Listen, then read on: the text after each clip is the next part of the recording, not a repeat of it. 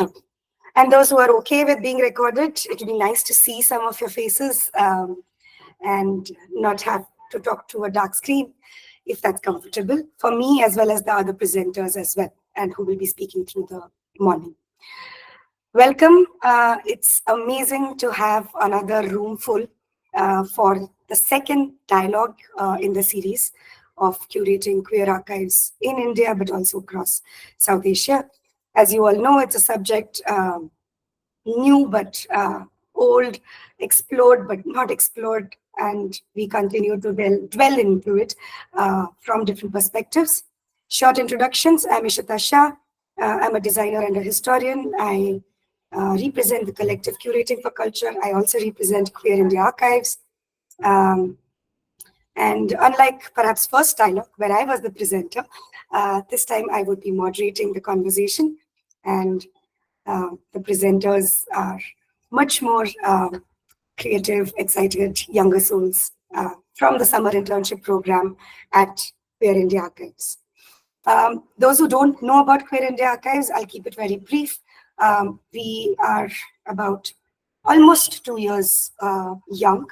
It's an initiative which is very community engagement based, very fluid, pan-India, spread across different cities. Members are sitting in different parts of the country with an intention to build a digital queer archive for recording and telling the stories of queer personalities from the country. And what this would entail is recording a lot of lived histories in terms of oral history recordings, but also conducting extended documentation with the people themselves, pulling out or looking for their physical archives and digitizing it, adding it to the storytelling project, and eventually also collecting their materials or their story from other sources, whether it's other people or from other archives or other institutions, trying to complete the story or the narratives as much as possible. And then it will take the shape of a digital archive, which would be accessible through archival frameworks, but also questioning those archival frameworks in terms of how should such stories be made accessible. So that's Queer India Archives. There's more on the website and on the social media handle. We're constantly putting our story, our own story, of how we are exploring this space out there. So follow us and you'll get to know more about the processes that we are engaged in.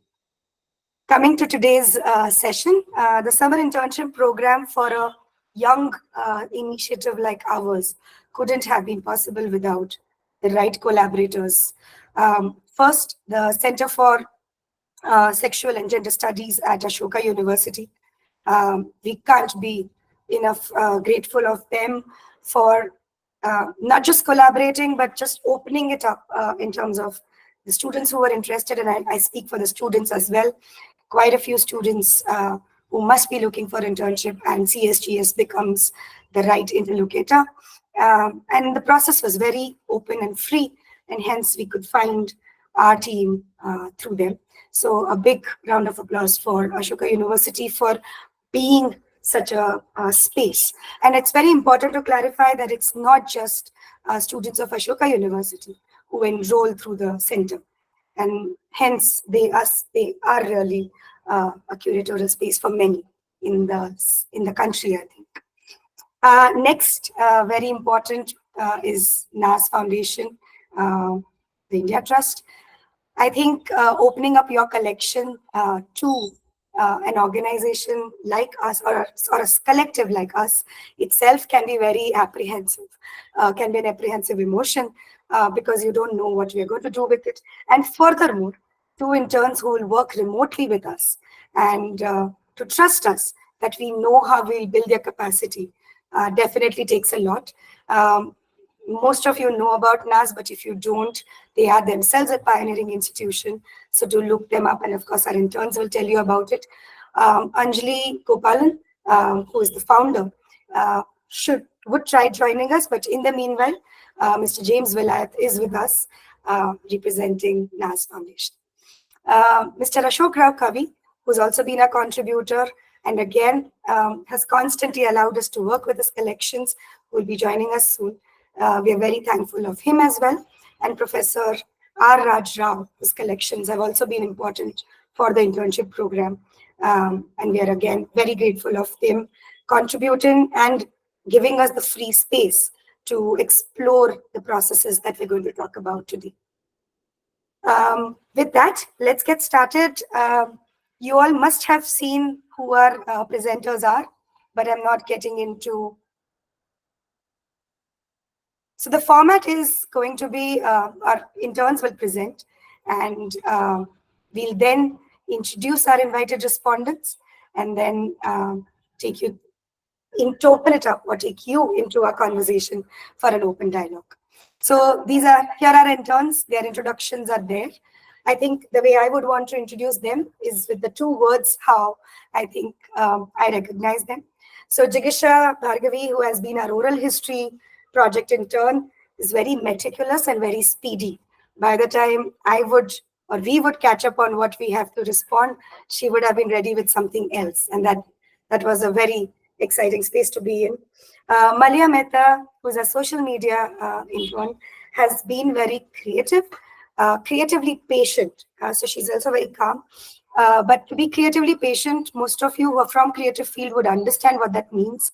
Until the last detail is resolved, there's always a nod from Maleah, even at 9 in the night or maybe at wee hours in the morning, so that we can meet the timings of social media visibility. So that's Maleah Mehta for us. Sanika Singh, who has been one of the two NAS India Foundation interns. Sanika's very exploratory. She's very curious. She's like the Indiana Jones of the group. So we could see her looking at the archives as well with that kind of curiosity. And we haven't introduced Nishtha on our platform. Nishtha Goel was sort of at the intern appointed at NAS, and then we very conveniently sort of looped her into and involved her into the family at Queer India Archives. Nishtha Goel has been very organized and very thoughtful. She has been one of the slower ones, but not slow as a complaint, but slow as somebody who's very thoughtful and reflective about the work that they're doing. So you can imagine how excited we all have been about the group itself and learning from them. And that's why a presentation or a discussion with them about what they have learned over the 2 months is very befitting for the second public dialogue. I hand it over to Jigeesha Bhargavi and to the rest of the interns.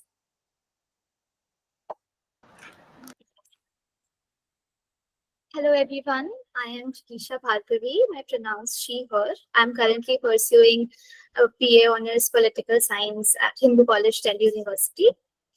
I'll share my screen, and just for the ease of presentation, I might switch off my video.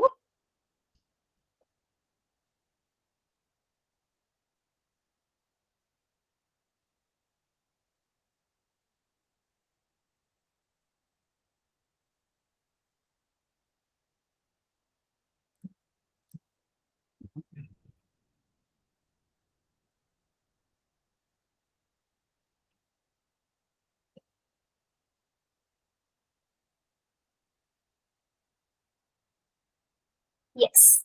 So with the introduction in place, I am so glad to be here. My research, placing the community, public places, archives, and citizenship, is a closure to my 2-month-long internship, a very educative, new, and interesting at Queer India Archives as an oral history intern. That's why before diving into it, let's have a look at what my work entailed here, and through that, the process of archiving. I worked on archiving the oral history of 2 Indian gay men who have contributed enormously to the queer movement landscape in India through their respective professions, Mr. Ashok Rao Kavi and Professor R. Raj Rao.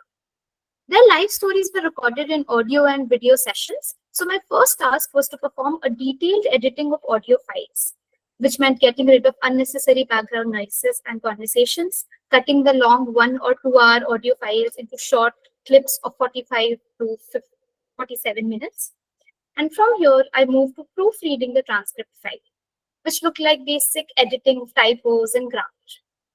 And with that, I reached the last and most important leg of my work, keyword mapping, which in the most layman term means picking out important names, events, years, or themes used in the conversation, which will enable us to map the conversation in terms of what was talked about. So if I were to give you a closer look into the mapping, this is how it looked like. So as a researcher, if I were to figure out what content is there in, say, clip 1, I would take a look at the keywords. And here I can identify that Mr. Kavi has talked about his family. Topics around history and caste have also been touched upon, etc. And after the mapping, I also draft a 200-word synopsis of the session and finally title the clips. With that, the archiving process stands completed. A short introduction of the men from whose oral history my research emanates from. Mr. Ashok Rao Kavi is a journalist and LGBT right activist. In fact, he's been called the first one in India to come out of the closet. Mr. Ashok has contributed a lot in AIDS and gay rights movement through his outreach and activism. He founded India's first gay magazine, Bombay Dost, in 1990, and has also co-founded Humsafar Trust in 1994, which is an organization to provide healthcare and counseling to gay men through its drop-in centers. Currently, he is working on his new initiative called Mumbai Teenagers, which is a community to help older gay men battle loneliness. The second collection was of Professor R. Raj Rao. He's a pioneer of gay literature in India. He spent many gay fiction, non-fiction books along with plays and poetries. Professor Rao has also been an English literature and a postmodern researcher and teacher. A lot of his work has been a ground for research in queer studies. He founded the Queer Study Circle in Mumbai and has also championed to include LGBT studies in the curriculum of Pune University. With that background in place, let's understand how these stories brought and informed my research. The task of finding a point of research from these stories led me to reading closely into the lives of these seemingly similar gay pioneers of India. However, once I started reading into the lines, I started to observe the contrast between the two stories. Along all these themes listed on the screen, for example, identity and labels, while Mr. Ashok stresses on calling himself gay and his contentious opinion on the etymology of the word queer, Professor Rao, on the other hand, thinks that the true definition of his personality can only be encapsulated in the word queer. While Mr. Kavi has a close commitment to forming a gay community and the institution of family, Professor Rao has complete aversion to what he calls the tyranny of family in the society. So while making sense of all these dichotomy, I found the common thread binding these men, that is, Mumbai city. Keywords like these, cruising, boys' hostel, policing, parks, double lives, train compartments, gay spaces, catched my attention, and hence brought me to my research on exploring the placing of the queer community. With that, let's listen to what Professor Rao and Mr. Kavi has to say about gay spaces.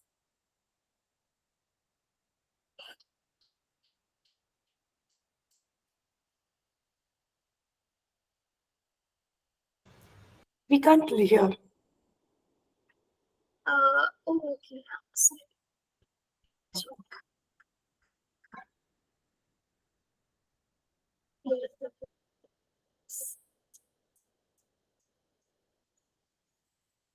Can you hear now? Late? Is it odd? No. I think the Canva one will work. You just have to tick on allow sound when you are screen sharing. Just share the screen again.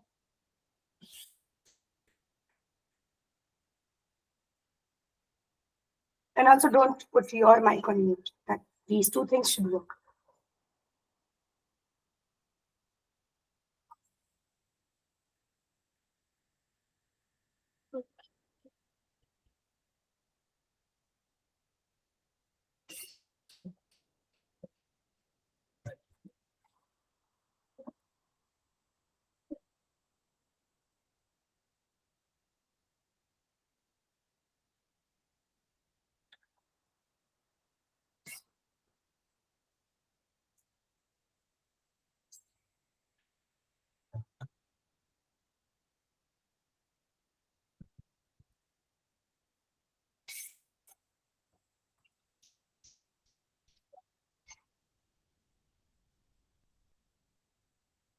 It hasn't come up on our screen. Okay, it's coming up now.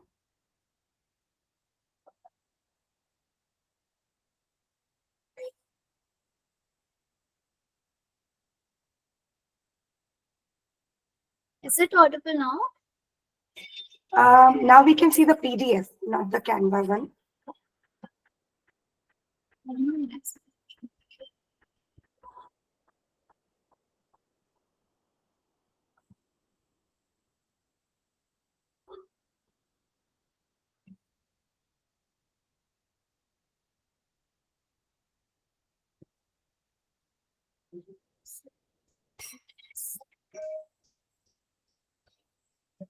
Can you now see? Yes. Just play it. Did you click on that box which says allow sound? No, but then it says that if you select a tab, you will be able to. Yeah. So that is why that box has to be clicked when you, only then your tab will play.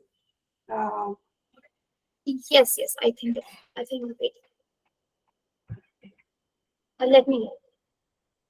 I'm still trying to understand. Yes, it's working now. It's a huge open space. The amount of sex going on. Why do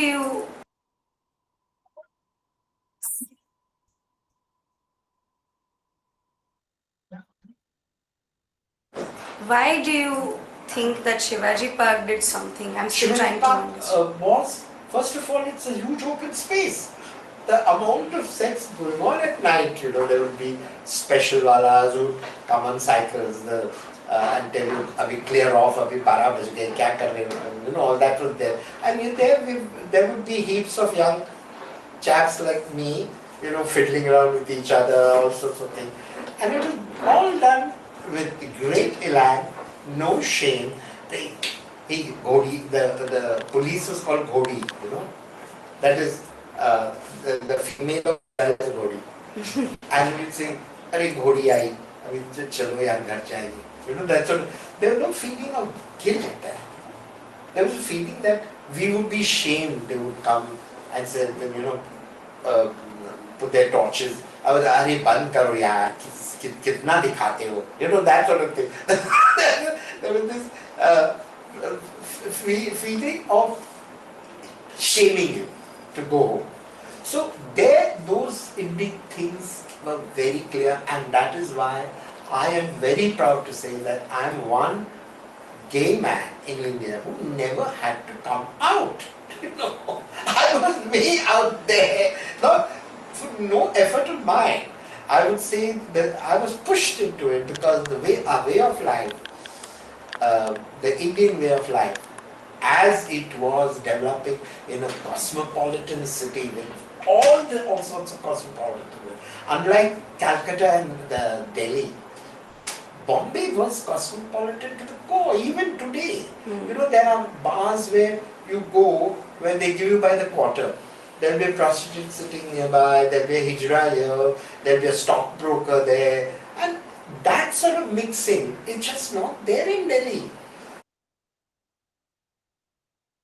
Bombay as a city, I mean, even at that time it was an overpopulated city. And then I'll come to it in stages, but once I discovered the local trains, my God, this was a little later, but the crowds in a second class local train compartment, I mean, and the groping and all that goes on, and almost on a 20. And the whole chapter is about nothing but the urinal in the train station at Churchgate. Because at any given time, and then the other train stations also on the Central and Western line, even the VT station, that happens even now. So it was conversations like these, subverting the heteronormative thinking of queer community residing at the margins of society, that changed my perspective and placed in my imagination the queer people at the center of spaces and stories of. At this juncture, it is also very important to complicate the idea of citizenship. After the Section 377 has been scrapped off, and before the community wins the fight for marriage rights, what more is there to be examined? It is citizenship. Citizenship in the country has been so far defined in terms of exclusion, of what should not be. For example, transgenders in female toilets. Borrowing the frame of thinking from the book By Loiter by Samira Khan and others, this citizenship is not possible without a choice and ability to access public space in its full form. It is this idea of citizenship that informs the imagination of city and also gets informed by the public memory. To elaborate more on the public memory part, I will take help of the oral history of Mr. Kavi again. I read, during the fire, when there is Shiv Sena burning the posters and all, I used to go to the platforms of VHP with very small projector, slides projector. I used to show these slides from Khajuraho, very simple, in which anal sex was performed. Two sadhus masturbating, each other shown. It is there in the stones of our temples, and you're saying that this thing has come from abroad. There would be total silence. So he's talking about the fire movie protests that the protest against the fire movie which happened in Mumbai, and what this imagination tells us, and places where does this place queer people? It places the queer people to the margin. It outs them from the overall public memory, and then kind of gives out a statement that the city disowns them. Every place then becomes heterosexual. But is that really the case? With the concepts in place, let's address the questions awaiting till now. Where is the queer community actually placed? The short answer is, it is in the very center of our city's geographies and histories. This is an article from Bombay Dost, which talks about cruising in open fields and areas, quote unquote, which were least expected to be. Places like alleys, washrooms, and local trains. These are pictures of Shivaji Park, Azad Maidan, public toilet at Churchgate railway station, and Maheshwari Garden. An interesting point to note here is that all of these are cruising places but are not so secretive. Both Mr. Kavi and Professor Rao have talked about intervention in these areas by policemen and health agencies. Now, this knowledge points out to new questions on the ambivalence of these authorities. Secondly, pride parades. It is apparently the most prominent queer access to public space. However, the oral histories have also pointed out a different understanding, which equates the flamboyance in the parade to the politics and calls them non-civilians, bringing out new questions of whether you are a citizen if you cannot even loiter for the sake of it, loiter without your politics being questioned. And lastly, we have self-owned clubs and cafes. The participation in these cafes depends on the ability to perform urban cosmopolitanism. And secondly, this idea of queer space exists only because there is an idea of some place being non-queer. So while these binaries work in beginning of a fight, it hampers the larger concept of liberation. So, yeah. And with that, we come to the conclusion. Where does the archive stand and how does it help? Boundaries between mainstream and subaltern histories of city spaces and geographies are shattered. For example, if we look at the square map of India curated by Agents of Ishq, the entire map is smattered by queer presence. This is what an archive like ours aims for. Public memory is changed, with parallel stories coming forward from queer individuals, stereotypes are debunked, and lazy categorizations challenged. The dichotomies and ambivalence of architectural structures and institutional arrangements are also. And ending the presentation with a food for thought. If two stories can bring out such drastic perspectives, imagine what more lies in it. Thank you. Passing the stage to Maleah.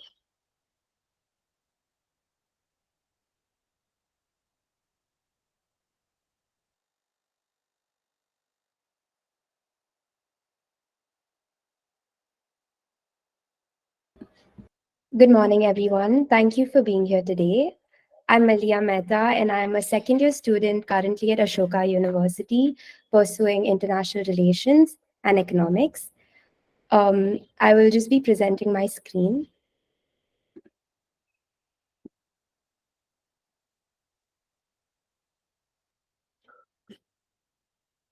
I hope you can view the presentation. Yes. All right. I'm extremely excited to share with you my research on how social media, especially Instagram, serves as a tool for dissemination and relatability for LGBTQIA+ individuals across India. This presentation is based on my research and experience as a social media intern with Queer India Archives for the past 2 months. Social media is essential for how we communicate, share, and connect. Particularly for marginalized groups, platforms like Instagram offer visibility and representation, allowing individuals to share their stories and experiences, creating a sense of community and creating a sense of community. Queer India Archives, for example, highlights diverse queer voices and experiences in India, preserving and sharing these important life stories. For many LGBTQIA+ individuals, community is not just for socializing, it's about survival. Today, this digital community offers a sense of belonging, a chosen family, and shared experiences. It provides safe spaces where individuals can connect, find support, and see their experiences reflected in others. This allows all of us to help us understand ourselves better. Many queer Maria, sorry. Have you made this full screen on your end? um Yeah, better. Yes. That was better. is this Yes. better? Yeah, All right. go ahead. Yes. Many queer collective accounts serve as support groups, helping youth navigate their identities by sharing histories, facts, and personal stories. This is how we share histories and make sure that we create a safe environment for our Instagram users. Social media's impact on individuals and communities is significant. It enhances awareness, understanding, and support networks. Though it also presents challenges like online harassment and privacy concerns, which must be navigated through and should be tackled well. My role in these past 2 months involved designing posts, editing videos, and producing reels to communicate and amplify our mission at Queer India Archives effectively. One of my key responsibilities was creating engaging content that resonates with our audience and connects with the community. While platforms like Instagram offer unprecedented reach and visibility, they can also contribute to information overload and superficial interactions. My experience as a social media communication intern has highlighted these challenges that come while we're trying to navigate a platform like Instagram, which is essentially designed to maximize engagement. But this often comes at the expense of meaningful connection and deep reflection. Today, the sheer volume of content that's available on Instagram overwhelms all of us, and it's very difficult to extract the meaningful information from all the noise that there is. I think we all go through this as information overload takes place when we're skimming through posts without even engaging deeply. This often results in superficial interactions. Although these interactions may be numerous, they do lack depth and engagement that is necessary for building genuine connections and also fostering a supportive community. So, understanding these dynamics has been crucial in developing strategies to maximize our impact and the impact of our content, while also making sure that Queer India Archives project is being understood well. Balancing the need for reach and virality, along with the side of creating genuine interaction, has been a critical aspect of my work. Essentially, here at Queer India Archives, we are helping individuals present their life story the way they wish to, and provide them with a stage that they can speak on. What this also does is gives the audience on the other side a sense of comfort and belonging through these stories. But while we're working on this, there are a few important things to keep in mind. In my work, for example, I focused on using LGBTQIA+ friendly language in our posts and captions. It is also important to ensure that the designs and images that are used do not further any existing stereotypes. It is very crucial to create content that not only is visually appealing, but is also inclusive and respectful of the diverse identities within our community. It is essential to dismantle stereotypes through the content we create. Queer representation in media today has often been limited to narrow and harmful stereotypes, which tend to skew our understanding. As an Instagram page, we use language and imagery that reflect the true diversity and complexity of individuals. This involves highlighting stories that go beyond common narratives, showcasing a wide range of experiences, backgrounds, and identities. As an archiving project that is dedicated to preserving life histories, we work with Instagram and also other social media platforms like YouTube, LinkedIn, by keeping in mind specific strategies. It's important to remember we don't give in to the gimmicks of social media, but get the best results as we try to amplify our mission. Our approach involves strategic curation of content, focusing on quality over quantity to ensure that each post is thoughtfully crafted to convey important messages.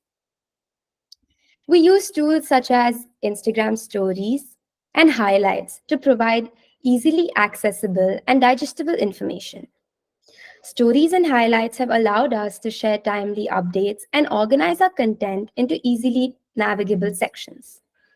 By organizing content into thematic highlights, I was able to allow users to explore topics of interest at their own pace. This allows them to slow down and think and understand what we are truly trying to say.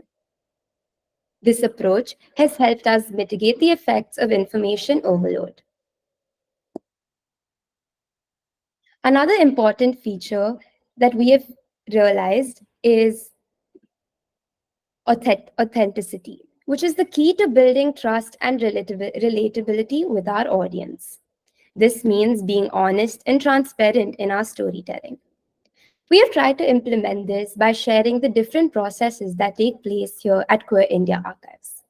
Not only that, but we're also showing the people who have helped unfold this project. For example, to provide a more authentic and relatable experience, we have uploaded behind the scenes content featuring our researchers, founder, and interns in the form of reels.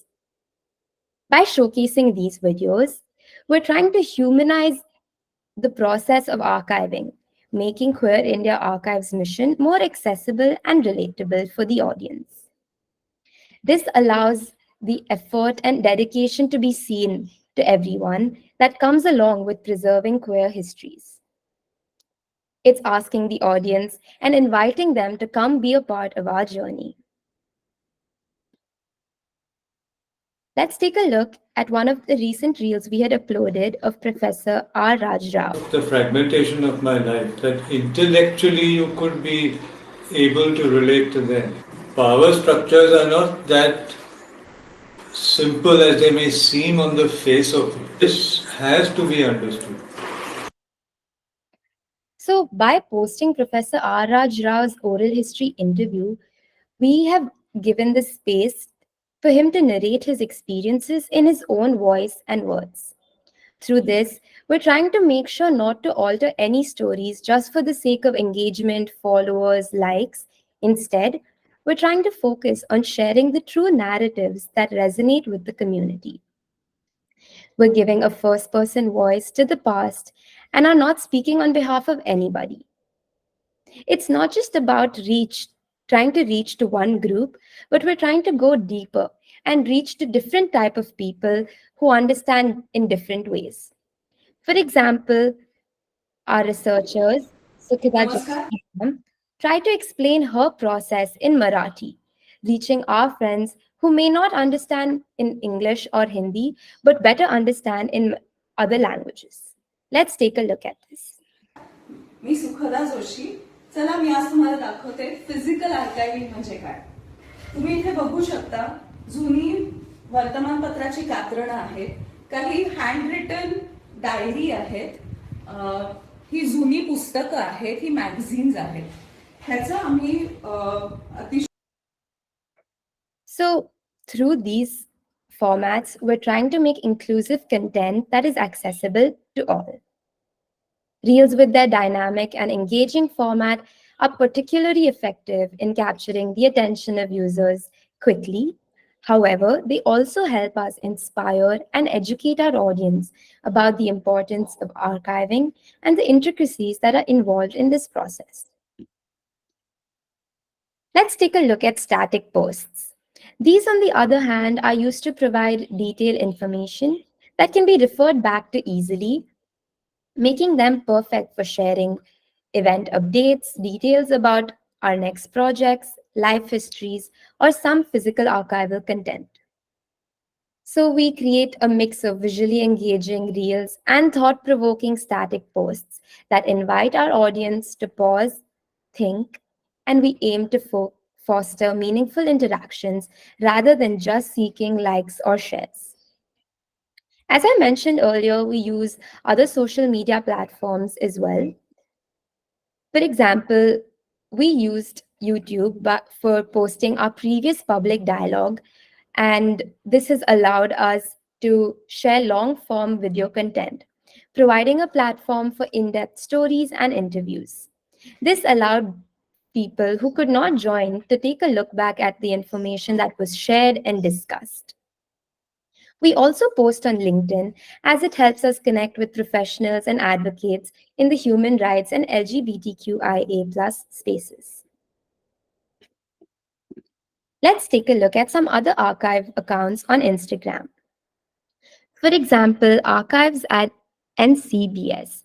They use their Instagram account to share updates about their events, lecture series, and also show some physical archive content. Then we have the Queer Archives Institute, which also uses Instagram to promote their exhibition and uploads important content of different physical archives that they have found along the way. We also have the Historical Homo, which is a visual collection of vintage photos in the space of LGBTQIA+ community. As we can see, Queer India Archives is trying to take this a little forward by sharing the process that comes while archiving histories.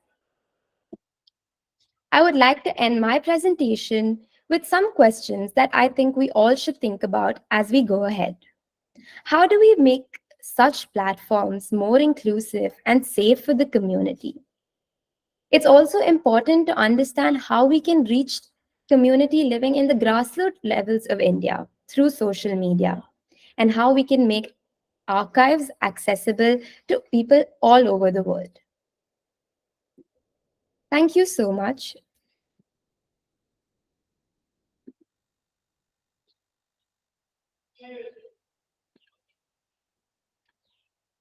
I will now pass on the stage to Sanika Singh.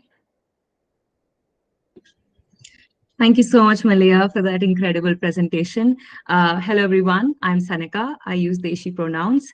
And I will be now presenting on my work as the NAS Foundation archiving intern. I hope I'm audible to everyone. I'll be switching off my video to present.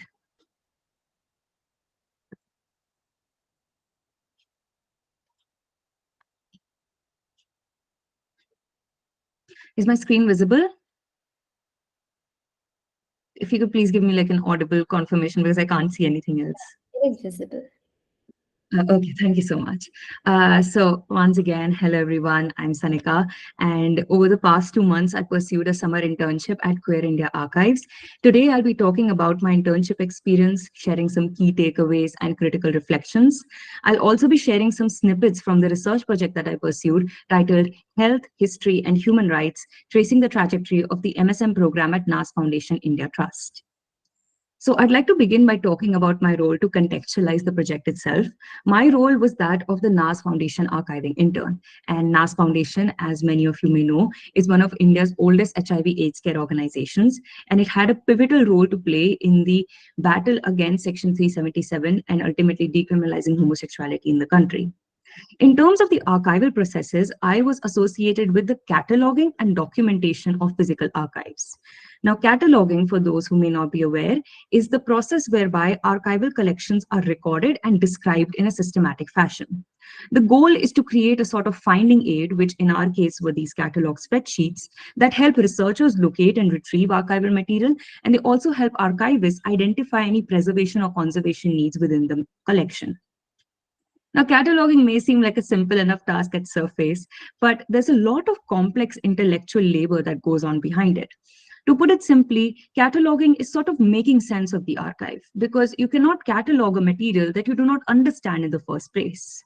And this is where I'd like to pose my sort of main question, or something to dwell upon for both the respondents as well as the audience members. How can we queer the catalogs and the other small steps and practices that are involved within the larger process of archival curation? In the previous edition of the public dialogue, one of the panelists, Siddharth Ganesh, had talked about how queer should not just be the noun or the subject of our archives, but also the verb and the methodology of archiving. Other scholars had touched upon how queering archives means an opportunity to, and I quote, disrupt fixed archival institutions that have the power to erase and ignore histories of those who do not fit heteronormative practices. At Queer India Archives, within the work that I did at NAS Foundation, I was able to see this kind of translation from theory into praxis in some small measures that we took within the cataloging process. One very important aspect was constantly centering community agency in the selection and policy making for archives. What this meant is recognizing that the pioneering members at NAS, such as the founder Anjali Gopalan ma'am and the care home coordinator James Vilayat sir, who was most closely associated with the archiving project, the stories that the archives contain are ultimately their stories to tell, and hence they should be the decision makers of how the stories will be told. Another aspect was using inclusive and gender neutral language within the catalogs. And the third aspect was openly identifying and acknowledging absences or gaps within our archival collection. And I'll take this question of archival absences as a segue to talk about my research project. I know when I use the term archival absences, it brings up a larger scholarly discourse where people like Derrida and Stoller, Foucault, and Shahid Amin, they've all talked about in various capacities how archives are institutions of power. And in that case, any absences within the archives are reflective of underlying power structures. What I found during my internship, however, was an archival absence that, although equally detrimental, it felt more incidental rather than intentional. And essentially, I was very interested in learning about how NAS, which started out as an HIV/AIDS care organization and not an explicitly LGBTQI organization, how did it become so crucial to the battle against 377? I knew that my answer lay somewhere within the MSM program of NAS Foundation, but my major source on it, that is the annual reports, were incomplete. They were missing from 1994 to 1997, and then again from 2005 to 2010. An interesting thing happened here. From going to the question of what archival absences represent, I went to the question of where do these archival absences lead me? And at least in my case, it meant that the archival absence led me to greater curiosity, and it encouraged me to explore alternative sources of history writing, most importantly, oral history. And so I began tracing the trajectory of the MSM program by not only relying on physical archives of annual reports, training manuals, legal documents, and such, but also constantly weaving in oral history interviews with the staff and people at NAS.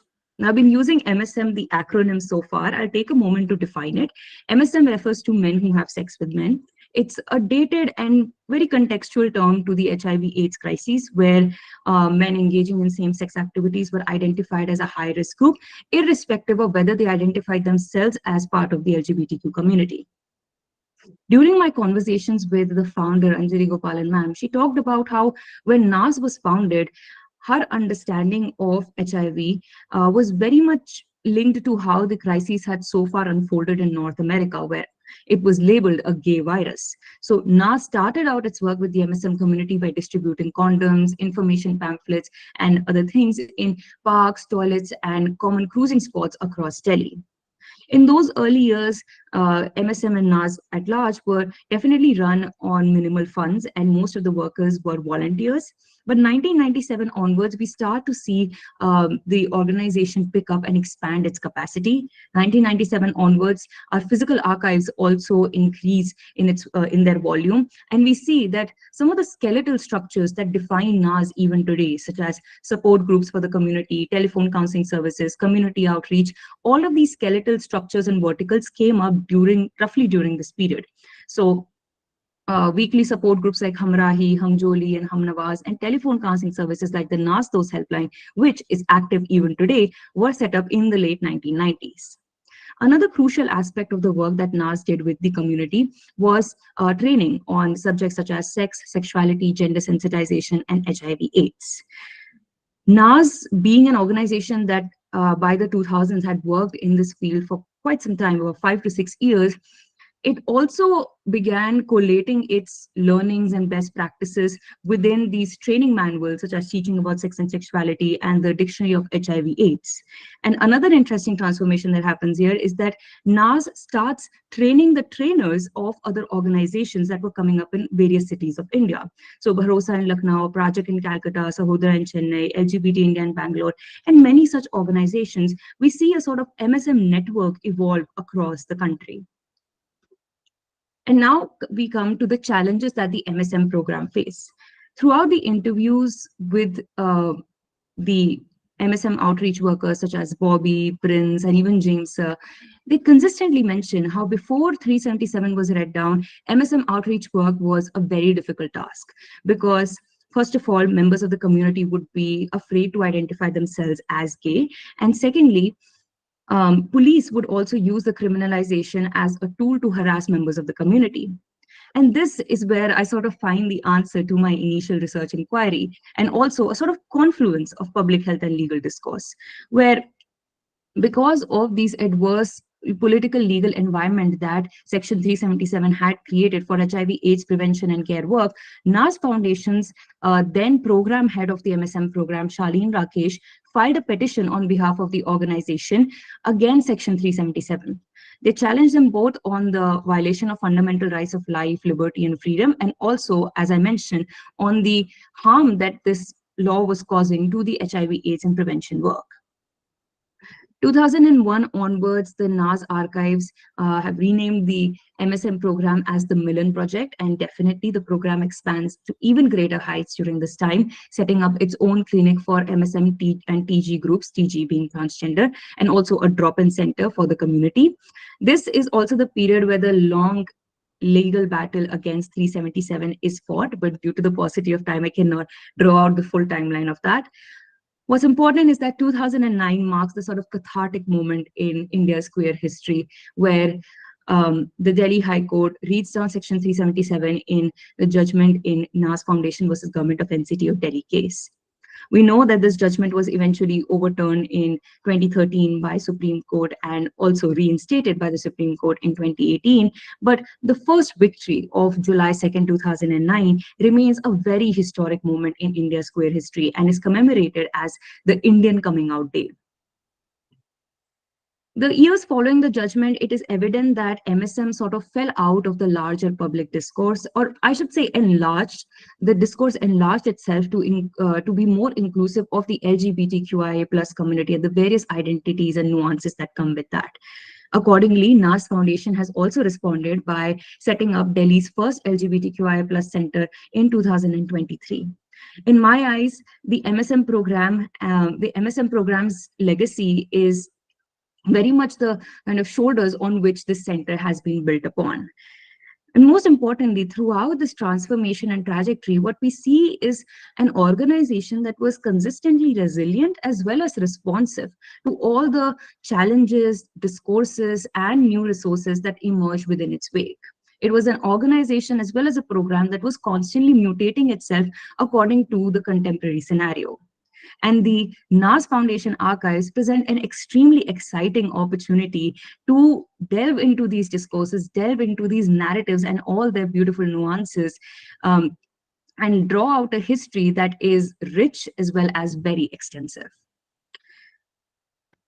Now I'd love for you to hear from Nishtha Goel Jain, who was a co-intern with me at NAS and talked, and her work sort of focused on very much the works that we had done, but her presentation delves more so into the livingness of the NAS archives. Thank you, Sanika. So Nishtha is not able to join us due to personal reasons. So I'm going to play her recording. Let me know if the sound doesn't come through.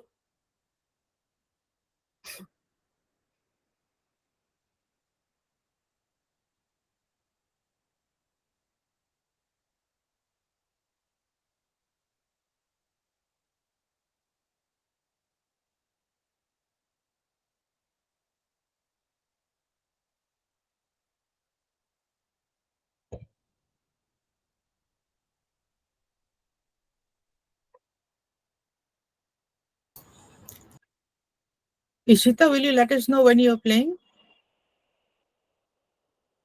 It's actually playing. Can't hear. Yeah, okay. Okay.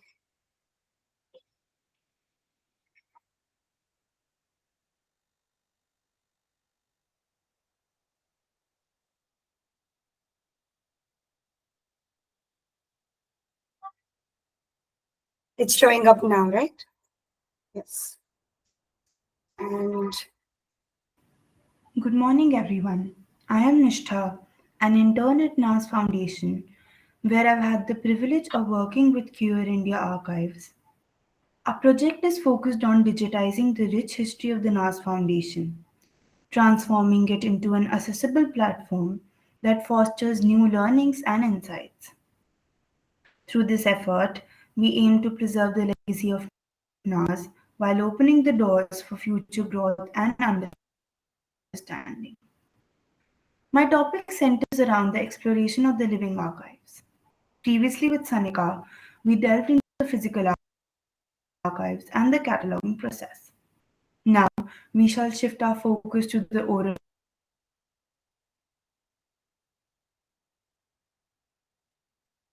narratives shared by the living archives, current and former staff, and trainees who have played a pivotal role in the success of NAS Foundation's training programs and workshops.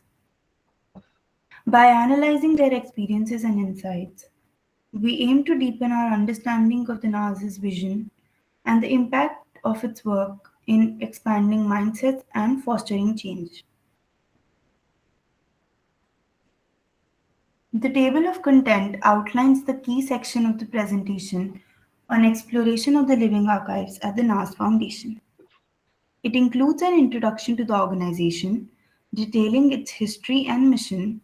The objectives of the exploration are set forth, followed by the research questions that guide the study, reflection over the years, providing insights into the topics covered, life experiences shared, and the evolution of NASA's training programs, highlighting the Foundation's progressive approach to gender, sexuality, and public health. Each section offers a comprehensive view of the NASA's impact and ongoing efforts. Today, I'm honored to speak about the NAS Foundation India Trust, an organization that has been at the forefront of advocating for the rights and the well being of the marginalized society in India since its inception in 1994 by Ms. Anjali Gopalan. Over the years, NAS Foundation has not only addressed critical issues related to HIV/AIDS and sexuality, but have also played a pivotal role in challenging societal norms and legal frameworks that have long oppressed vulnerable groups. The organization pioneered one of the first homes for orphan children living with HIV/AIDS in Delhi in 2001. NAS has been instrumental in advocacy efforts, including successfully challenging Section 377 of the Indian Penal Code, which criminalized homosexuality. This legal victory was not just a win for the LGBTQI community, but for the entire nation, as it paved the way for a more inclusive and just society. In 2006, the foundation launched an empowerment program for adolescent girls and young women from marginalized communities, using sports and life skills as tools for empowerment. Naz's vision is to create a just and an equitable society by transforming individuals from socially and economically excluded communities into agents of change, which we have been definitely able to see that the vision has come into action and has also been fulfilled by each and every individual of Naz and the society. One of the key objectives in this exploration of living archives is to document and understand how these narratives have evolved.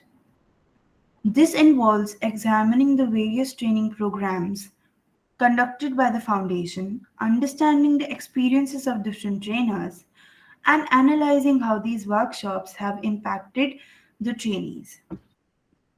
NAS Foundation training programs have been instrumental in expanding the narratives around gender, sexuality, public health, and so on. These programs, conducted across various locations such as police stations and schools, have covered topics ranging from gender sensitization to the daily lives of the transgender individuals. The training is tailored towards various methods and activities to cater to different age groups and communities, ensuring a better understanding of the key concepts. Through these sessions, NAS has empowered individuals from socially and economically excluded communities, transforming them into agents of change. What set these training programs apart is their emphasis on life experiences rather than bookish or theoretical knowledge. By sharing real life stories and using religious scriptures to illustrate their points and using different activities to emphasize on their points, NAS Foundation's trainers have been able to reach the hearts and the minds of their audience, fostering understanding and empathy. These sessions have not just imparted knowledge but have also challenged deeply and great societal norms. For instance, questions that often arise in these sessions include whether homosexuality is a mental disorder or is it natural occurrence, how legal laws fail to protect marginalized communities, and the daily lives of the transgender individuals. These discussions have been vital in the opening of the minds of the participants, helping them see beyond stereotypes and prejudices that exist in the society till now. As we reflect on the evolution of these programs, it's clear that the NAS Foundation has continuously adapted to meet the change of the needs of the society. From integrating digital platforms to developing youth leadership programs, the foundation has embraced innovation and collaboration, ensuring that its impact continues to grow further and further. Like taking training programs and workshop digitally has really helped connect with people outside India internationally, and I've also been able to grasp more people in the for their help and growth. The training programs have at NAS has evolved significantly over the years. What started as a focus on HIV/AIDS awareness has grown into a comprehensive approach that includes sexual health, gender equality, and LGBTQI+ rights. Initially, these programs targeted high risk groups, but as the foundation understanding deepened, so did its scope increase. In the mid 2000s, NAS began integrating broader sexual health education and life skills training with an emphasis on community empowerment. By the 2010s, their training, including gender and sexuality training as well as legal advocacy to address the changing social landscape in India, also increased. Outreach worker played a crucial role in identifying and addressing the challenges faced by the individuals, tackling these issues with dedication and empowering those they assist. The legal team is always ready to assist with any case that arises, providing support by taking matters to court whenever necessary and consistently serving as a pillar of strength. A psychotherapeutic helpline is available to support individuals with mental health concerns. along with an on-site therapist for direct assistance. Now, the foundation has undoubtedly fostered a welcoming environment where individuals can experience a sense of belongingness and the sense of comfort of a home. In recent years, NAS Foundation has embraced digital platforms and youth leadership programs, ensuring that their impact reaches even further. They have also strengthened collaboration with other NGOs, government bodies, and international organizations, amplifying their reach and effectiveness. As we reflect on the evolution of the programs, it's clear that the NAS Foundation has continuously adapted to meeting changes. Now, the NAS Foundation's work is a shining example of how education, advocacy, and compassion can bring about meaningful changes. As we look into the future, let us draw inspiration from their journey and continue to support efforts that promote equality, justice, and empowerment for all. The exploration of the living archives at NAS Foundation is not just about looking back at the history of the organization, it is about how the foundation has evolved, continues to meet the changes and current needs, and forged to create a just and an equitable society. The lessons learned, the experiences shared, and the lives transformed are all a part of this living archive, a testament to the power of compassion, resilience, and the unwavering commitment to social justice. Thank you.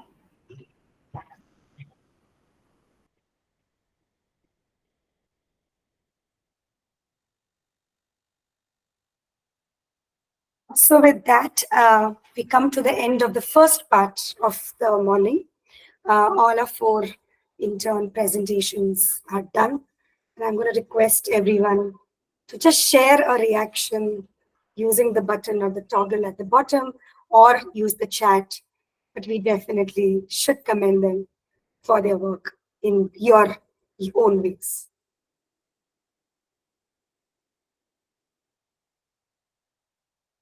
Thank you. Thank you so much. I didn't set out the curatorial context before because I felt that it's better if it comes now, sort of in a clarificatory position, that we're not here to really evaluate, judge, or jury the work of the interns.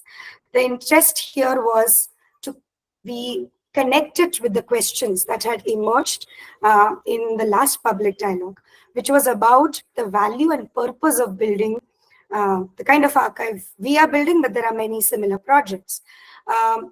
And there was an interest in evaluating the potential impact of such an archive in India and South Asian society.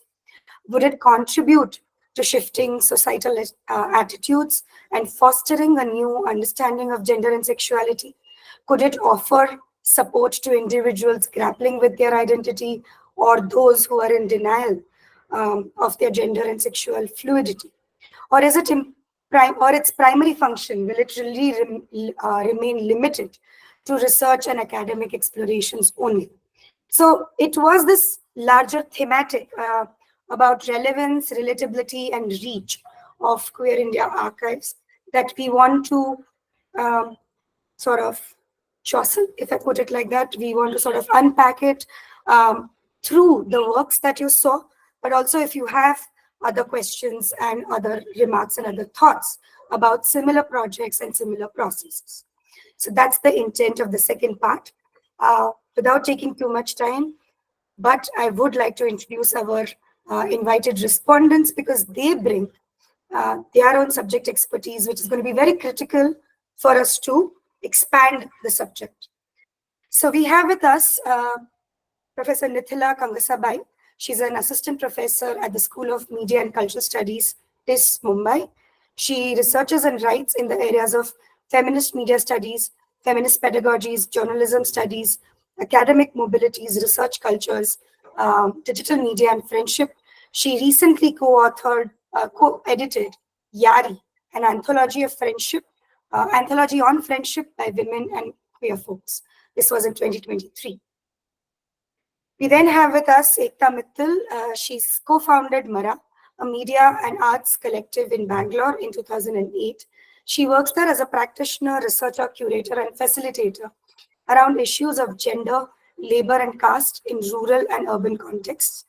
She has been making films around labor, migration, and cities since 2009. She has also co-founded a theatre group called Frida in Madhya Pradesh for women to tell their stories on their own terms based on their lived experiences and worldviews. And we also have with us Ankit Bagchi, who is a film curator and programmer. He's the curator and advisor of the Santali Art and Film Development Foundation. He has been programming film festivals like the Slam Dance Film Festival, Mega City Short Docs, Regina International Film Festival, and International Kolkata Short Film Festival. He's one of the curators of a Bangladeshi queer film festival and also Kathmandu Queer Film Festival. So I welcome three of you. Thank you so much for joining us and accepting our invitation.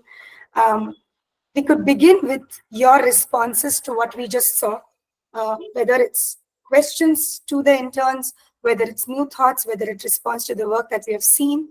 And from there, we'll take the conversation forward. Nithila? Thank you, Ishita. First of all, congratulations all of you on your fantastic work. What you've done is truly commendable. Now, before I go on to comment and sort of engage with the individual projects, I'd like to sort of say three things. One is my first thanks to Queer India Archives for so kindly inviting me and for making me a small part of this significant process of building an archive of queer lives and contributions. I'm delighted to be sharing online space with so many of you here. The second thing is I would like to very briefly emphasize the import of this work, right? Archives are not merely recorded evidence of activities that tell us more about individuals and institutions. They are at their heart, at their very core, I think, stories. Stories one tells of oneself, stories that one tells of one's society, about one's identity and one's understanding of cultures. It is also, as all of you have already pointed out, an act of staking claim. In the face of oppression, in the face of erasure, it is an act of joy and rebellion all at the same time, right? So I speak of both the creation and maintenance of an archive. And so I would like to express my gratitude to all 4 interns for engaging in this important and urgent task. And finally, a disclaimer. My comments, I'm going to be engaging with this as a layperson, as an academic, but not as a historian, right? So I don't come from the discipline of history. I come from the disciplines of gender and sexuality studies and media and cultural studies. So that's where my comments are largely going to be coming from. So take what's useful to you. And if something that I say is not really useful to you, please feel free to discard it, yeah? Okay, so let me begin with the first presentation. Jigeesha, congratulations once again on your fantastic work. What I really liked about your work is oral history is so much about not flattening the narratives, right? And what you were able to do very well is to bring out the dissonances as well, because sometimes as researchers, what we tend to do is in our aspiration for a coherent narrative, for something that we are able to say after talking to people, we tend to sort of flatten everything and make it like a very straight, I mean, pun intended here, a very straight narrative, right? But what you are able to do is to steer away from it, to allow for these differences and dissonances, which are so productive and generative in understanding the queer community here in this country, right? So that's one thing that I wanted to commend you on. Another thing was your fantastic use of my former teacher and my current colleagues' work. Professor Shilpa Phadke, Samira, both of them have taught me, and Shilpa Ranade as well. And I love the way in which you use your engagement with oral histories to understand public space and city spaces to extend the claim to citizenship, right? Because very often, and when Shilpa did her work all those years ago, the question was always, but who wants to loiter, right? I mean, it's not something that quote unquote good people do. But loitering, taking claim to public space for everybody is an act of citizenship, is an act of claiming your rights to the city, your rights to the public space, right? So I really like your use of Shilpa's work and Samira's work to make your own arguments, right? And the third thing that I really sort of enjoyed about your work is the way in which you said very often in sort of public narratives, there's this idea of queer spaces as if there are other spaces that are not queer, right? Heteronormative spaces, as you put it. And by doing that, what you point out is that all spaces are always already queer, whether we decide to look at it that way or not. And then what happens when we look at spaces is always already queer, right? So these were three things that really popped out to me from your presentation. Of course, Ishita has already pointed out how meticulous you have been about, as somebody who works in media studies and has engaged with media in my former life as a journalist as well. I know how painstaking it can be to do the cleaning of the audio, to edit it, to transcribe it, and to clean it up. So, I mean, I would also like to appreciate you for your meticulousness when it comes to doing this work, right? So fantastic work. I was wondering if you would like to talk a little bit more about how you chose to engage with these two individuals and how you see, I mean, do you see yourself taking this project forward, and in what way you see yourself doing that? Yes, so thank you so much. I would also take a moment to fangirl here. I love the book Yari. So I've read While Author, and I've also read Yari, and my friends also love it. So we have all this book club and we keep discussing your work. So yeah, thank you for that. Yeah. And in terms of engaging ahead with the stories, is that of course the internship has come to an end. However, as I had written in my experience note, which I shared with Ishita ma'am, is that what this internship has done for me is it has made me a better ally. So in a bit to understand these stories and in a bit to engage with the stories critically, I also started noticing my patterns of biasness. Professor Rao, in fact, talks about this residues of orthodoxies in his stories that we all carry, no matter how progressive and how liberal we all put up a front of. We always carry residues of orthodoxies within us. So I could find what these stories did to me is I could identify within myself all these biasness, and of course in terms of language and in terms of speaking. So in my first run through of the project, I kept referring to the community as these people, or I kept in a sort of binary way, which I have not this time with improvement. So yeah, all of these things have improved upon. So yeah, I think I would always carry these stories. I would always, and more than learning from this work, I've also had this emotional connection with all these stories now, because the whole task of listening to 9-hour, 10-hour conversation every in a whole month was it's like a story being passed upon from one generation to another. So it was a very personal conversation. So yeah, in that way, I'll carry the stories and the conversation. Thank you so much for that, Jigeesha. What I'm doing is also pasting some resources.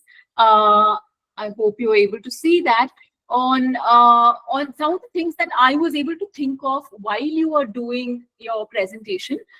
Is about, I mean, methods themselves are not set in stone, right? They evolve in terms of what we would like to do with them. And therefore, there's this presentation from Columbia University where they talk about queering oral history methods. I thought that would interest you. There's also another sort of paper that I've put in the links for, which looks at public spaces in Delhi, because one thing that was pointed out was also how Bombay and Delhi are different cities. And what I really enjoyed about your presentation was also how the history of the city and the texture of its sort of public is so intimately linked with the histories of queer folks as well, right? So the second one is a photo essay and write-up about sort of queer spaces in Delhi, and the third is, and I mean, Kareem Kupchandani has done some fantastic work on cruising in Bangalore. Apart from that, I'm going to paste like a couple of more things. I mean, feel free to ignore all of this, right? I mean, these are just things that came up in my head while I was like listening to you speak. There's also this fantastic project called Queering the Map, which is like a world map that allows you to see queer narratives from across. So something like that would just be so wonderful, right? For somebody to find community, for somebody to not feel alone is just, I mean, I thought that's a fantastic project. So these are some of the resources that I thought might be useful for you. Yeah, and congratulations once again. I mean, I will sort of limit my comments to this, but feel free to write into me anytime you need any feedback or any sort of any conversation that you'd be interested in. I'm happy to speak with you. Very great. Nitila, I'm just going to jump in. Sure. Ekta also wants to join you in Yes. your comments Yes, from one absolutely. intern to another. Ekta, do you want to come in at this Hi, point? I'm just gonna get out of this because the motor is extremely loud. Hang on, just a second. And in the meanwhile, I think I say thank you for these resources on behalf of all of us. I think even in the audience, I'm sure we know that there are students and researchers who are interested in learning more about the subject. So resources would be a good idea. Can I respond? Yes, please. Okay. Hi everyone. My name is Ekta. I work at Mara Media and Arts Collective in Bangalore. Um, I'm going to respond from, I guess, my work with a lot of friends in Bangalore, different groups of people that we've learned from over the years. I just thought that I won't respond individually, although I think the Queer India Archives, I think, is a really interesting way for the younger generation to develop a relationship with the older generation, in the sense of how even within the sexuality movement things have been actually evolving quite quickly and quite rampantly. And I think for us it's been a process of studying the differences in the differences that have emerged and how people are overcoming those differences. So I feel it opens up a space for this intergenerational dialogue, because many of the histories are also being erased. So in that context, I'm really happy that this initiative exists, and students from different colleges are getting the opportunity to meet people from, the movements, and how the movements have now become institutions, and things like that. So it was Sorry, enduring. Yeah, could you hold your mic? Then yeah. there'll be Can less you hear me disturbance. now? Yes, yes. Okay. So I was just saying that I think all the students who presented today, it was really endearing to hear. I think the commitment and the kind of rigor in which they've approached this matter, and I think the seriousness in which with which they have kind of done their studies. I don't know, reminded me of being in college again, which was very nice. Thank you for sharing your work and also your method and how you're thinking about it. Gave me an insight into how you're thinking about it. So that's really, really interesting. And I don't think that anything is fixed in the sense of learning. So the 2 month internship only acts as a kind of window into going deeper, I hope, into some of the things that you all have discovered in meeting these people. I think all of these are experiments and explorations for, I guess, the Queer India Archives to develop and go deeper into. But I'm just going to probably respond little to some of the things that are broader questions, both as people who are interning in this program, as well as, I guess, the larger archive itself. So one of the things is, I feel it's very important to think about who is this archive really for, and what is the language we're using to speak in the context of these archives. Sometimes the narratives seem very sort of, like the way we're writing about people, the way, experiences are getting scripted, edited. And even if we are using video and audio and things like that, what kind of questions are guiding what kind of responses? Are the conversations freewheeling, or are they like, so who is this really going to be for? If it is like everyone at large, then what is the language in which we are speaking this? Because sometimes there is a tendency of it also sounding very textbook like, or a certain kind, there's a certain finiteness with which sometimes when we write, it's very different from how you hear a story, especially because we had some discussions on oral history earlier in this call. So I think a good example would be like, I think, how actually how folk stories are told and how they are remembered. It, as someone was just now saying, that it is someone who says the story, it gets passed on, something else is being, another version of it is being shared. Somehow we're not able to do that, I think, on the internet. And I don't know if it's because of this just text or it's some other kind of barrier, but I do feel it kind of flattens the experience sometimes, or and I don't know, somewhere I feel like even this idea of shooting interviews sometimes makes it very I don't know, very, it's just too flat. Just the frame itself, I feel sometimes of interviews can be very flat. So I just think we could wonder about what formats in which what are the different kinds of formats we could use to actually bring the spirit of these experiences to the world outside. So, I mean, I've heard some really lovely podcasts recently made by people, and I think podcasts could be more conversational and more, I guess, more accessible to the nature of the archive itself. Because I think we should also remember how we are representing uh, activists or queer people within the archive, and there is a tendency, some, because of the fact that there has been a very awful kind of law, legal environment in which the sexuality movement even emerged. I somehow feel that maybe the archive could also not, could also, like, yes, there is a marginalization, but there's also a way of thinking about queer. What is the tone in which we're talking about these stories?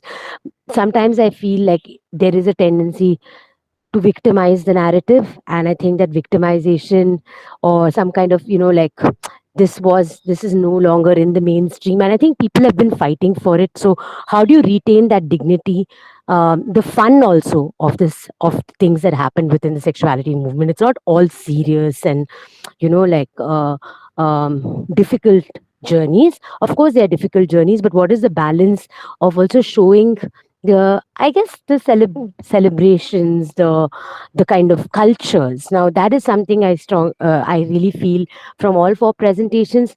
Either one is focusing on the technology, let be whether it's social media or the format, and somewhere I feel what's getting missed out is the culture, also the culture of queerness in different contexts. So again, when you look at Bombay, Delhi, I mean, first of all the cities are extremely different. Like in Bangalore, it takes a very different shape and form. So I feel like, one, we have to understand that it, even within the city, there are so many different cultures of queer context. So where does one begin could be one thing, but I guess it's also like there. From my experience, because I've worked very closely with the transgender community in Bangalore, very closely with my, a lot of my trans men friends have a very different way of, there's a lot of differences in how they want to remember also the, when how 10 years ago looked like the first Pride March, for example. So these different markers in history, how are different people imagining this? And I feel like the cultures of also, there are also cultures of remembering. Like, so some people might, it might not always be in words, it might be actually through songs, it might be through I don't know, other forms of expression. So I wonder if we should we should be open to looking at how people wish to express, um, I guess, tragedies, but joys and sorrows and all of that. So somewhere I feel like we need to make room for a slightly more diverse expression, apart from just conversation through words. So and I, when I say culture, I mean, I feel it's also how people occupy space. What are the different restrictions, how do they negotiate with public spaces? So there are so many different ways in which I think people, especially from the queer community, have claimed space in the city, and I feel like those claims are also coming from historical and cultural context. So I think that should definitely see, because when we say archive, it's like what you put in, but also when we are putting in something with the intent of saying, I am putting this so that this is something that will be, that will not be forgotten. But in putting that, there can already be an erasure. So we need to be very aware, I think, of that dialectic. So that's just something I thought I wanted to share. Also, when we use words like curation, uh, I just feel like somewhere I don't know, I I feel there's a lot of power in this exercise of, being able to listen to something and edit and curate and prioritize this content over that content. A 9 hour interview, how does it kind of come down to a three? I don't know, how do we really approach the editing, and what is the position of us within? So these are just questions that are there in my mind. So I think this is something for all of us to think about, like when we use words like curation and things like that, because I don't know, maybe I'm just a little cynical about also the like, how things in within the queer movement, in at least I can speak for Bangalore for sure, that there's been a lot of NGOization that has happened, and I don't see many people agreeing to the same view on things. They will not, many, the reason, I mean, it's interesting that, it's not a very centralized opinion about one matter. It's a very debated, every question has been debated, contested, argued. There have been splits. There are lots of, so there's no homogenized idea of, any given question. So I'm, I'm just hoping that those things are retained. We are able to somehow visualize the differences to uh, very different legal questions, social questions, cultural questions, personal lives, and how people have dealt with choices. Those things, I think there are very different. It's very different politics in different groups, and this. I wonder, like, how do we start our journey? Do we only go to NGOs and institutions and start our work from there? What about the people who are not part of any of these organizations or NGOs, or they are just queer people who may not be associated with uh, institutions. So, what are they part of this archive as well? Because when we were working with the sex workers union recently, we had a very interesting conversation about how there was a lot of trans and queer, other queer people who were part of the sex workers union, but it was very different for the street sex workers, as well as very different for what was happening with the trans people. And there was a very different kind of conversation with both the groups. And I think our entry point was the sex workers union, but it led us to somewhere. Then we started looking, then it led us to the gharanas, and we ended up in the hammams, and then finally we ended up meeting a whole bunch of people who are not connected to either the union or any organization. They were just off the grid. And like, I think their stories were quite, I'm saying this in the context of, we were bringing out a newspaper called Bevru, which was looking at the experiences of working women in Bangalore, specifically in unorganized sector. And then of course we kind of ended up stumbling upon very many different stories of people which are actually not part of the discourse even. So it's just another thing to think about. And I think I'll just end by saying that, I mean, I've been working very closely with Rumi and Sunil, who are activists, researchers, writers, and many other things. They live in Bangalore, and I feel my understanding on sexuality has really sharpened in conversations with them. And I think one of the most beautiful things that they said in our recent consultation on masculinities, they were talking about how we need to think about how could we think about gender as an expression rather than an identity.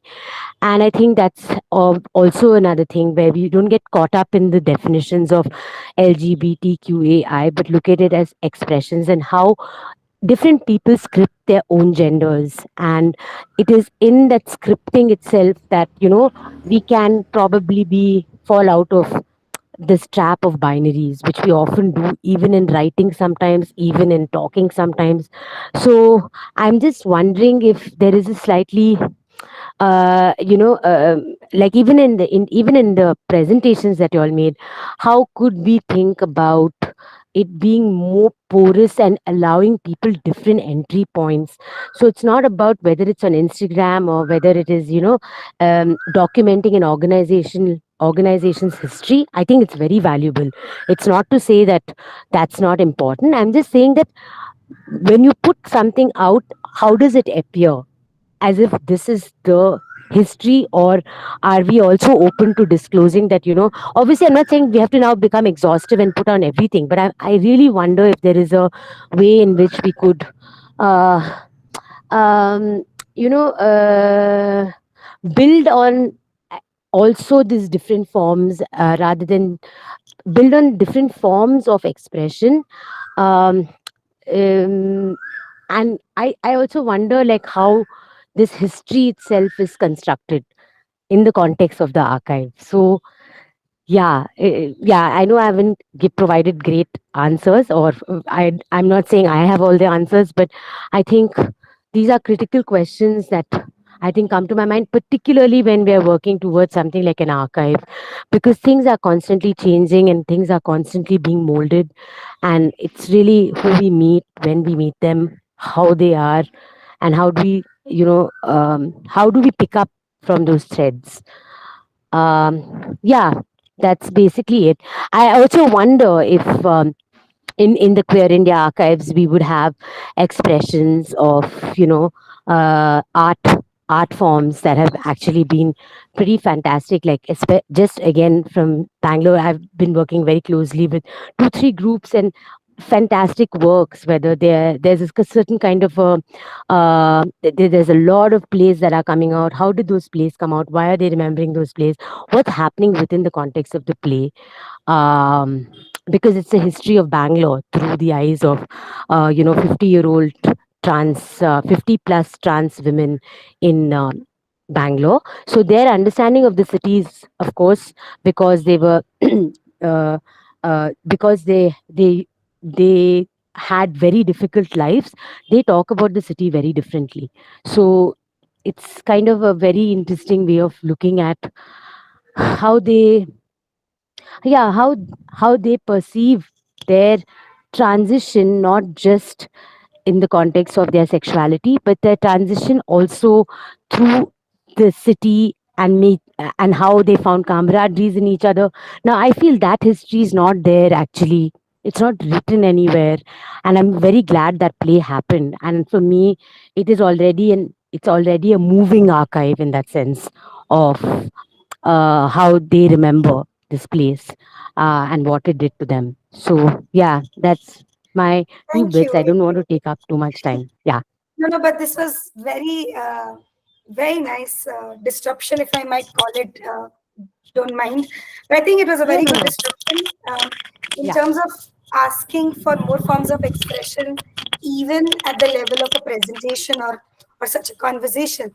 Because Mm, to answer the other part of your question, yes, the archive does have artworks yeah, already. So first of all, that's great. not to sort of emancipate ourselves, but or redeem ourselves. We are only 18 months old, so our Mm, collections mm, are mm, not so big. In spite mm, of that, we do have poetry reading in the archive in an oral history. We have artworks in terms of postcards or artwork that the contributors have made, or art made for awareness in one of the mm, collections. mm, Um, mm, mm, mm, and I also want to presume one of the artwork, which I still need to know more about.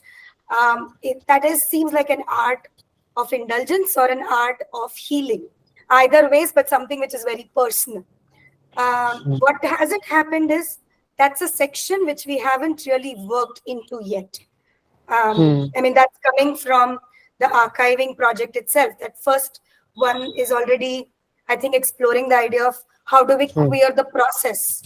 And once mm, we queer the process, what will happen across paper archives versus art archives or versus ephemeral archives, like performances or storytelling or mm, reading. mm, So while they're obviously on record, they're not as ephemeral as mm, um, mm, lost in the moment, But Mm-hmm. do we want to, would we need to question or ask the interviewee whether they want to retain that colloquial voice or not? So in fact, I would want to request Ashok to pitch in, because uh, one of the contributors, because he's already here, apart from doing his oral history, which also, by the way, exists as a podcast, I mean, as an audio. You saw the video, but the audio has the layers which you're talking about quite well felt. But we also did an exercise to document his past in Yeah. terms of Yeah. walking the lanes of Shivaji Park and walking Juhu and walking, what is the, Ashok, what is the living place? I'm forgetting the Brahminical society where you grew up. Sorry, I'm using Brahminical because that's the way to remember. Saraswati Colony. So we also walked, we walked Saraswati Colony with Ashok. And imagine, I mean, the things that he was able to say, coming back after so many years and knowing how perhaps he could have been unaccepted even today. The colony still is that vibe, I think. So those emotions, I mean, I those guess, layers, and that walk is very performative, is what I Yeah. feel when I'm describing it to you also. Great, You know, great. I mean, I think the archive has great potential. It's like a really sorry, like Ekta, you'll have to you hold the mic when you're walking. Beautiful. There's a lot Yeah, of yeah, I disturbance. am, ma'am. Yeah, I'm just saying that it has a fantastic potential, and I think that I'm just saying that you can push the boundaries of imagination, and I think it's exciting because the experiences of people. I'm only saying that I really hope that the archive will achieve capturing the experiences of the way they see the world, or the way in which so many worlds exist through their experience. So how do we capture, or how do we, it's hard, I mean, even as a film or whatever it is, but I think to retain those experiences is what will keep the archive, I think, alive and, I don't know, colorful. Yeah. Yeah, and I'm in complete agreement with you. So I'm not at all defending. I think what I'm getting to, what I was trying to get to, is that part is pending because that question has come up in other archiving projects also. That when something is so constantly evolving, changing, or sort of ephemeral or performative, how would the frameworks or the processes change? Should we still keep using the Excel sheets? For example, and that is I'm connecting it to the question of even presenting it. Does then a PowerPoint format do justice to it, right? Or do we start embodying or experiencing those spaces to, I don't know, to re-perform it or to re-represent it? I mean, I'm obviously quite thinking from the top of my head and might not be making sense Yeah. also. I mean, I think for the purpose of the internship and for the things, for the fact that the students have made this effort to present their work, it's also 2 months. It is only this much you could probably do, and I can see that they've tried to go very deep into it. I think it's a really interesting exercise. That's why I started by saying that, and I think it will evolve. I really believe it will evolve. So it'll be fun to see how the archive evolves. So all the best, I think, to especially the students. I hope it's opened windows into your minds to keep digging deeper than the eye approves.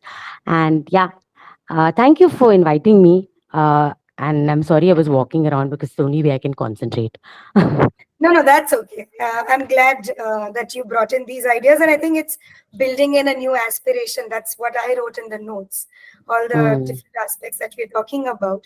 They're challenging, but they're also the aspirations to look up, to look forward to.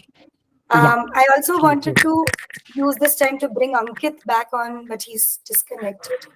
Okay, so we'll come back to Ankit and Ashok. Nithila, do you want to respond to these thoughts or go back to the other presentations? Sure, absolutely. What I'll do is I will respond to some of these thoughts by going back to some of the other presentations, right? Perfect. Yes. Malia, I will go to yours next. Again, congratulations on some fantastic work. Fantastic use of Canva, I must say. I see my students using it all the time, and therefore, I mean, I got a little bit of an insight into how you do it as well. One of the things that really stood out to me from your presentation was this idea of, yes, the online space is a space where the queer community has found a safe space, has found community and so on. But it is also at the end of the day a marketplace, right? A marketplace of ideas, as it were, where you need to make things attractive, you need to present things a certain way for people to be able to engage with it. And so how does one deal with this, right? And one of the ways I'm reading all of this work is I'm reading all of your work against each other or through each other. So going back to Jigeesha's presentation, I would say one of the ways of looking at it is looking at staking claim in online spaces also as an act of citizenship, right? Because very often we forget that access to the internet and access to media must also be in our day and age a fundamental right for people. People should be able to access it, and anything coming in the way of their accessing it, whether it's censorship, whether it's prohibitory costs, these are things that we need to question. What it allows me to see is also that you don't see these kinds of quote unquote issues, for the lack of a better word, in silos, but you see how each one feeds into the other, how freedom of expression, the lack of censorship, and therefore then the ability to express your thoughts and ideas as well as your sexuality in any space, whether it's in online spaces or offline spaces, how these are very interconnected sort of questions. One was that. The other one was also to see online and offline spaces as contiguous spaces rather than as silos, right? So of course, there's only that much of a conversation that's possible in the online space. But if you think of that as a conversation starter, it's something that enables someone to think about something differently, those are going to translate into offline spaces as well, right? So thinking of both online and offline spaces as sort of contiguous spaces where things move very fluidly from one space to another, where one is not, which is why also, as a scholar and a researcher, I quite abhor the word real and virtual, as if the virtual is not real. Well, most of us spend most of our real time in these spaces, right? So the online and offline then as a very messy mix-up of spaces where we continuously, when you're on the road, we are on our phone. So are we online or are we offline? We are always at all times, I think, pretty much online and offline. What I really also liked was your use of your question of what makes things accessible, whether it's language, whether it's visual representation. How do you not fall back on stereotypes? And how do you make it engaging? And how do you enable what Ekta was also pointing to in some ways, right? Breaking away from the stereotypes that we often sort of tend to fall back on, especially when there are limitations to the time and space we have to convey a particular kind of information, right? So that was very interesting, which also comes back to my idea of, there's been a lot of scholarship about how Instagram as a platform itself is in some ways a more comfortable platform for a particular class of people. Of course, there's the question of language, but it's also the question of aesthetics, right? Whereas when we saw in India how TikTok just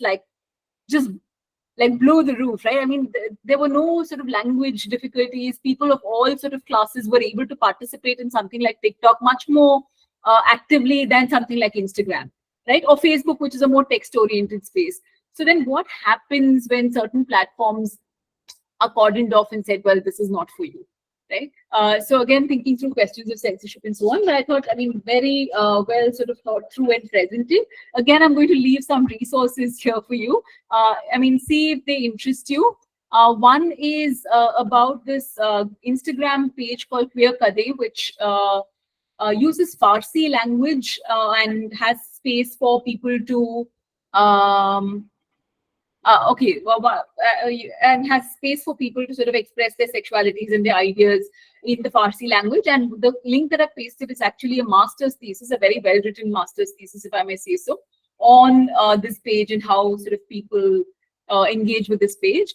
And the others, and for me, what's also interesting is a lot of this work is done in first world countries and the Western world, right? Whereas the conditions and the situations in countries like India and Nigeria are very, very different, and Iran are very different. So, I tend to sort of look for scholarship from these spaces so that we can also engage with the social realities of our world. And then how does it translate to online spaces? So Paul Onanuga's work does this in the context of Nigeria. So you might want to look these up. Very quickly, I'm sort of going to move on to congratulations, Maleah. And of course, feel free to write to me at any point. I'll move on to Sanika's presentation. Can I do that, Ishita? Can I move on? Yeah? Sure. Go ahead. Yes, please. Fantastic. Sanika, congratulations, fantastic work again. What a very detailed and sort of meticulous history, organizational history of NAS Foundation. I mean, NAS Foundation really needs no introduction for those of us who work in the spaces of gender and sexuality. They've done pioneering and crucial work. But what was interesting about your presentation for me was the way in which you placed it within the larger national legal history, sort of constantly tying the organizational history to the national legal history. And for me, I think, again, this is coming from my own interest as an academic, the idea of archival absences. And what does that tell you about very many things, right? I think there's just so much potential there that you can explore. And I'm really excited to see the directions in which you take it. In relation to this, again, I'm going to go back to some of the notes that I put down and some links that might be useful for you. I also really liked your idea and that you borrowed about queering the archives, queer as a verb and not really as a noun, as an identifier, but as an act that we sort of engage with on an everyday basis. So in that sense, again, going back to research methods, how do you queer archival methodology itself?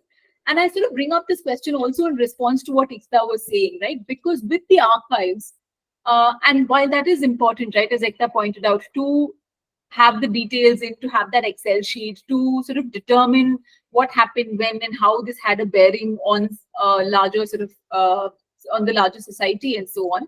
I think it's also, the archive can also be a tool of violence. It can be a tool of fixing meaning, right? So how do we then unsettle the narrative? Because the archive does allow space for that as well, which is where I think your question of archival absences allow for ruptures in this, again, very solid, straight, direct narrative, right? Because there are absences there. There are absences in every archive. And of course, you engage with Derrida as well. And that's what Derrida says. Archiving something means to not archive something else. We're constantly making a choice to archive something, right? So then being careful in our archiving processes to, or when we're dealing with already existing archives, to see what is missing. And therefore, then what can we do with what is missing, right? And this work by Jimmy and Lee also talks about the embodiedness of the archive. Very often, again, with the archive, we think of the archive as just documents, as the mind engaging with documents, but there is the body as well. And related to that, there is a pretty irreverent sort of engagement with the archives that Carolyn Steedman does in this book called Dust, the Archive in Cultural History. I would sort of encourage you to look that up. Another person who does like really exciting work with the archive is Saidia Hartman, who is looking at archival images of Black women during the transatlantic slave trade and after. And she is looking at the absence of a narrative that goes along with these images, and then is trying to create narratives around these images, right? So the idea of critical fabulation, and how are you, when there are archival absences, how do you sort of engage with those archival absences? So Saidia Hartman's work sort of engages with that. And then there's a roundtable link that I again thought might be useful to you. But I mean, I'm just amazed at how detailed your work was, how well thought out and well organized your work was. And thank you so very much for doing it. And I hope that this is just the beginning and that you will continue to engage with it. And what also interested me is all three of you coming from very different disciplines and engaging with this. I think it's fantastic because, I mean, very often in our universities, we tend to remain in our disciplinary silos and say, this is what I work on and this is what I'm doing. But the ability to move across disciplines, I think that's something fantastic because it also allows you to think through so many different things differently, right? So when you go back to your own disciplines, you are going to be taking something from here into that space, right? So fantastic work. The fourth person isn't here, but the comments that I had for Nishtha were quite similar to what I had for Sanika as well. I think the idea of a living archive is fantastic. It's a very productive sort of idea to engage with.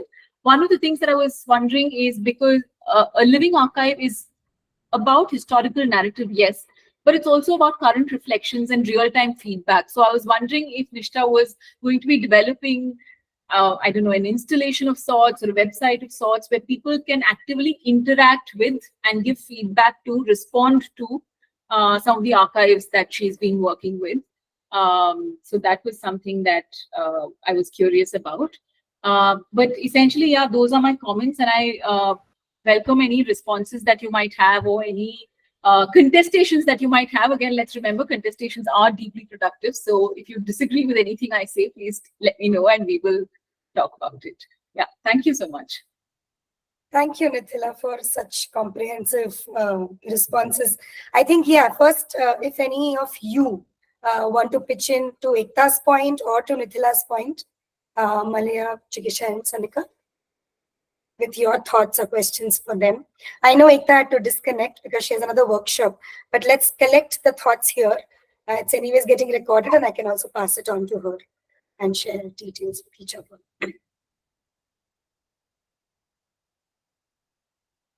Anything?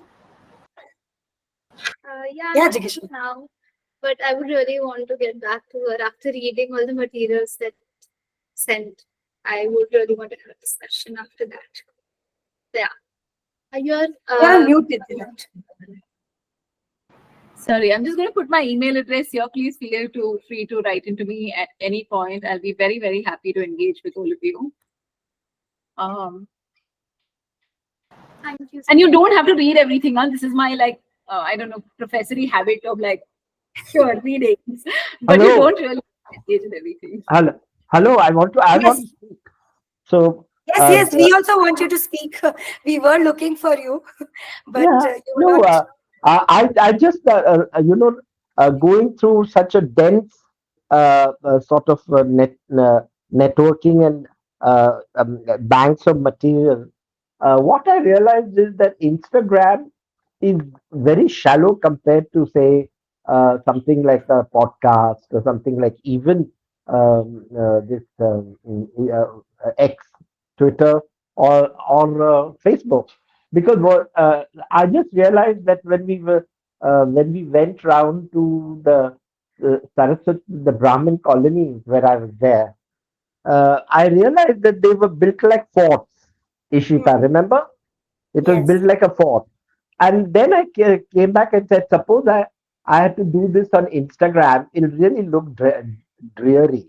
But for me, it was a cozy place because in 1951, when it was built, was also the time when the aftermath of Gandhi's assassination and over 5,000 Brahmins were murdered in Maharashtra. Okay, so Brahmins had migrated from the villages to urban centers so that they found security there. And this whole business of building houses around, it's like corral, bring the wagons all together in a circle. It was something like that. But did that really prevent me from believing in that concept of corralling yourself in? Because whatever happened, my life was outside. Yeah. So it's very interesting that per se, if we had to, it's given me ideas. If you have a particular area which has historical significance, do you look for its background? Do you look what happened before that and what happens after? Have we struck out of it? So I think that has now suddenly brought back to me the short-sightedness of the short depth. I mean the lack of depth in Instagram, and there's definitely more depth in TikTok. There's more depth in Twitter, Facebook, and other social media like podcasts and all. So we must look at all those things and see which is the best way forward. That's what I thought.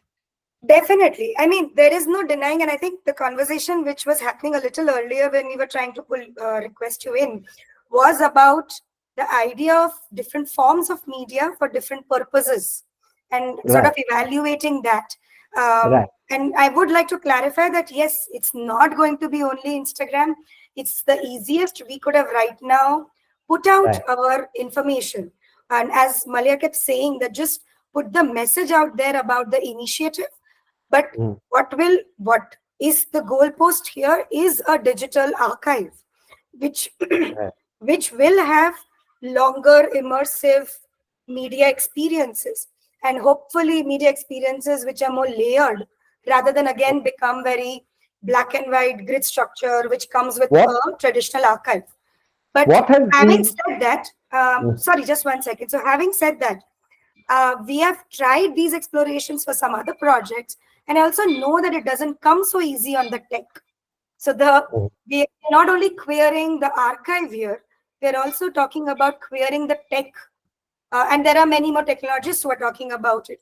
So there's going to be a mm. need for, I think, broader collaborations to achieve that. But I like these conversations. Really important to push our boundaries. Sorry, yes, Ashok. No, not at all. Just my thoughts you brim over and then I can't stop. But the point is that when we were doing this together, I had a different concept, but even then, I think it's coming together. I am not talking of Instagram and all in a derogatory way. All I'm Hmm. looking at is what is the depth of each social media platform. That's one. Secondly, I want to know, as this we are already on the second, you know, uh, what should I say, Public interview. dialogue. Yeah, yeah. What has been the reaction to it from the first one? So in a way, there were 3 or 4 different reactions which I can share with you later, but one of them was about relevance and reach of this archive. That is what we focused on because Mm, the students' work or internship really allowed us to explore that area. And I think the interns can perhaps pitch in here themselves in terms mm, of first how they felt that they could connect with such an archive, which if they were not interns or if they didn't know about the archive, how would mm, it have been? But mm, because of their work, mm, I am presuming that their colleagues are just the whole relationship of academia, even what I think Mithila brought out, that them working from different fields with a mm, field like this will stretch open the expanse of such a archive and its relatability and mm, not keep it limited to queer community talking to queer community. mm. That was one of the Correct. things which came about in the first public dialogue, and we are trying to sort of, yeah, explore that right now. Yeah, But good, good. I know it doesn't stop with this conversation. Yeah, no, It I will think we only should go. stop at this. We should Yeah. stop it. I just want to move to Ankit because we haven't given him a chance to speak at all. And then, of course, come back to the audience if you have any comments and questions um, for all of us. I think now we have completely blurred the boundaries here. Yes, Ankit, please.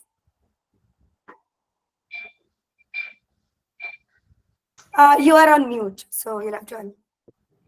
Sorry. So, Ishita, thank you for inviting me in this wonderful dialogues of queer narratives and all this. I'm a like curator. I work for different festivals. I curate films, and one of my interest point is curating gender narratives, gender films, and also queer narratives also. So I was the part of one of the only Bangladeshi film queer film festival. They are so frightened about saying it as a queer film festival, rather they named it in a different way. The name is Reincarnate Art and Film Festival sort of things, and there is no queer in the festival name. So like talking from that ground, the person who does this, I collaborated with him, and I helped him to get films from all around South Asia.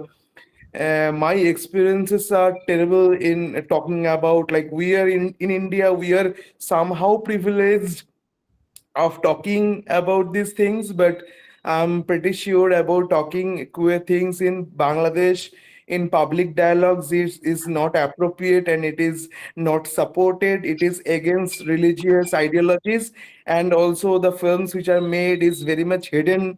Those who are making films, they are sort of like doing it in a very different way. They are very underground in a way. The person who does this festival, he got a threat from some fundamentalist, so he have to run out from the country. He have to seek refugee asylum from some other country because of his constant dialogues of talking about gender identities, queer issues, problems, because there are things going around Bangladesh.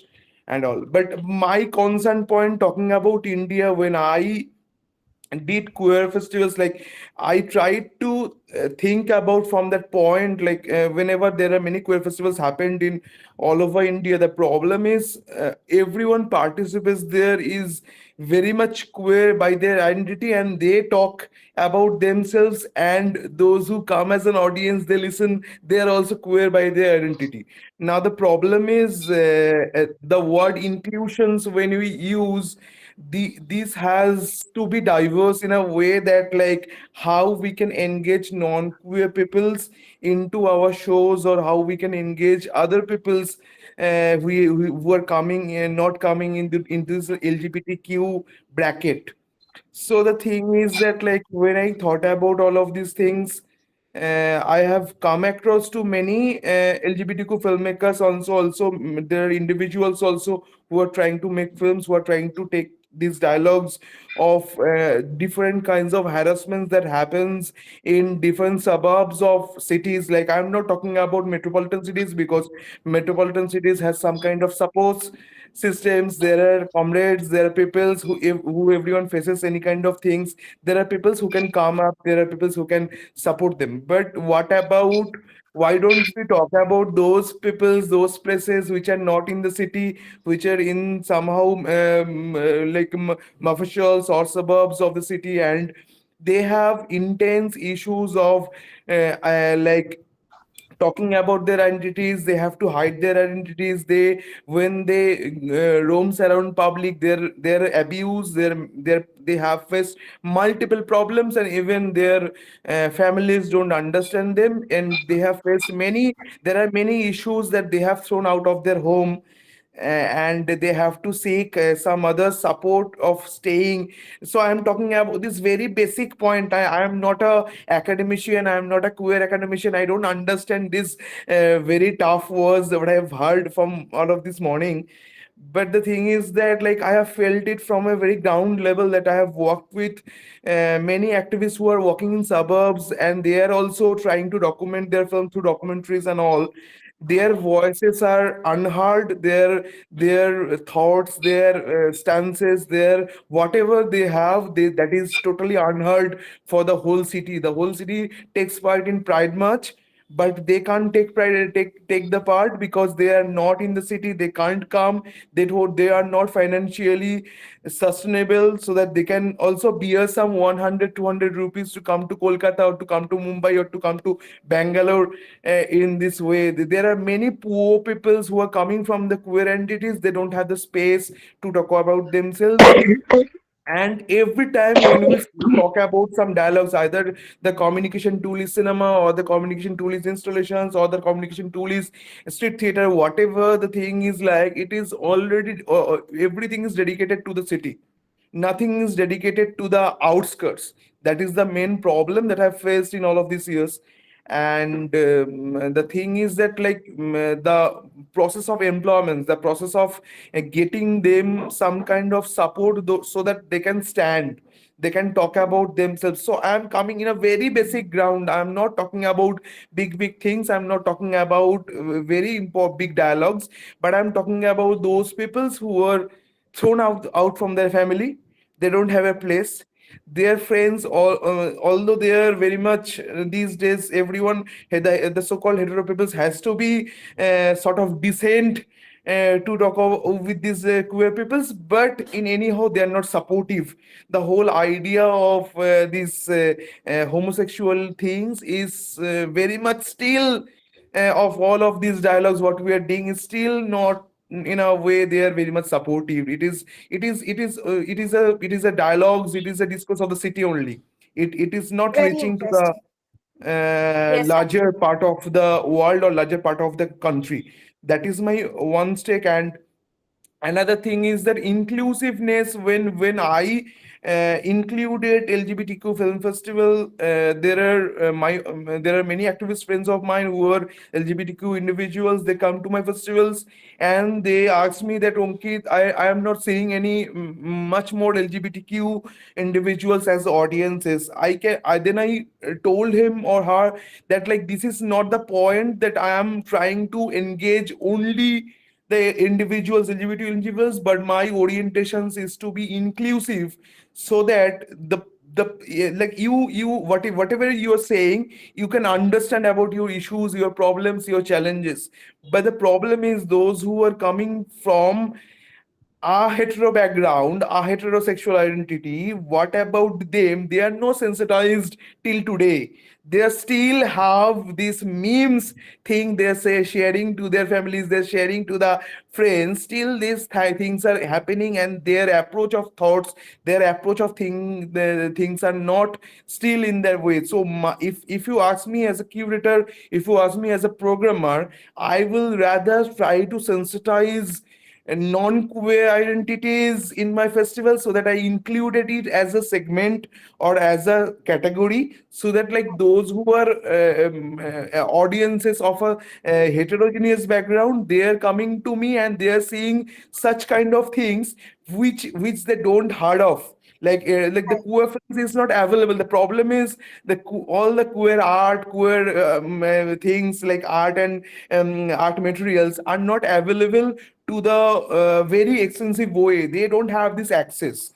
Now the thing is that when they comes to see a film and they see some kind of beaten up, some kind of abuse happens in different parts of the country, different issues, challenges in the cinema, they get triggered in a different way, and they sort of understand things in a different way. So the memes that they sent last night, they have to regret it about this after seeing a film. So my point of inclusions, when we say is an inclusive festival, we want to be inclusive. My inclusions has to be very mutual and has to be very co-exchanging, and I created a dialogues between the two kinds of peoples, that the audience, I didn't discriminate, but I asked them to open a forum that like whatever you felt about the film, you just you just share it to the person who made the film, and you can have the discourse and dialogues. So the thing is, my point is this is such a like terrible conditions we are dealing, and we are trying to open up different kinds of communication tools, where there is a way of reaching to the mass peoples in a way, not to some identities or not to some zones or not to some cities or whatever the every people's sort of like they are like whatever the discussions we are having today, the discussions is already peoples who are informed about all of these things. They are discussing all of these things into ourselves. We know these things, some of the points we learned from many of the important academicians who presented these things today, or who were invited as a responders. But the thing is that this is very stuck into this design of peoples, of academicians, filmmakers, curators, the peoples who already knows of of these things, and they're already alert of all of these things happening. Now the thing is that like how we can take these things forward to those peoples who are not in this hierarchical elitist these identities of privileged identities of talking about these things in a public forum. What about taking these discussions to those peoples who don't have this access to participate, or they don't have this this what you can say, this courage to talk about their things to public? Because many I have come across to many individuals from different suburbs from Kolkata. They are so shy about talking about themselves. They are so shy about talking about their identities, and they still, when they come to Kolkata, they are sort of they get mesmerized of seeing that their things are already into the floor and people are talking about it. They get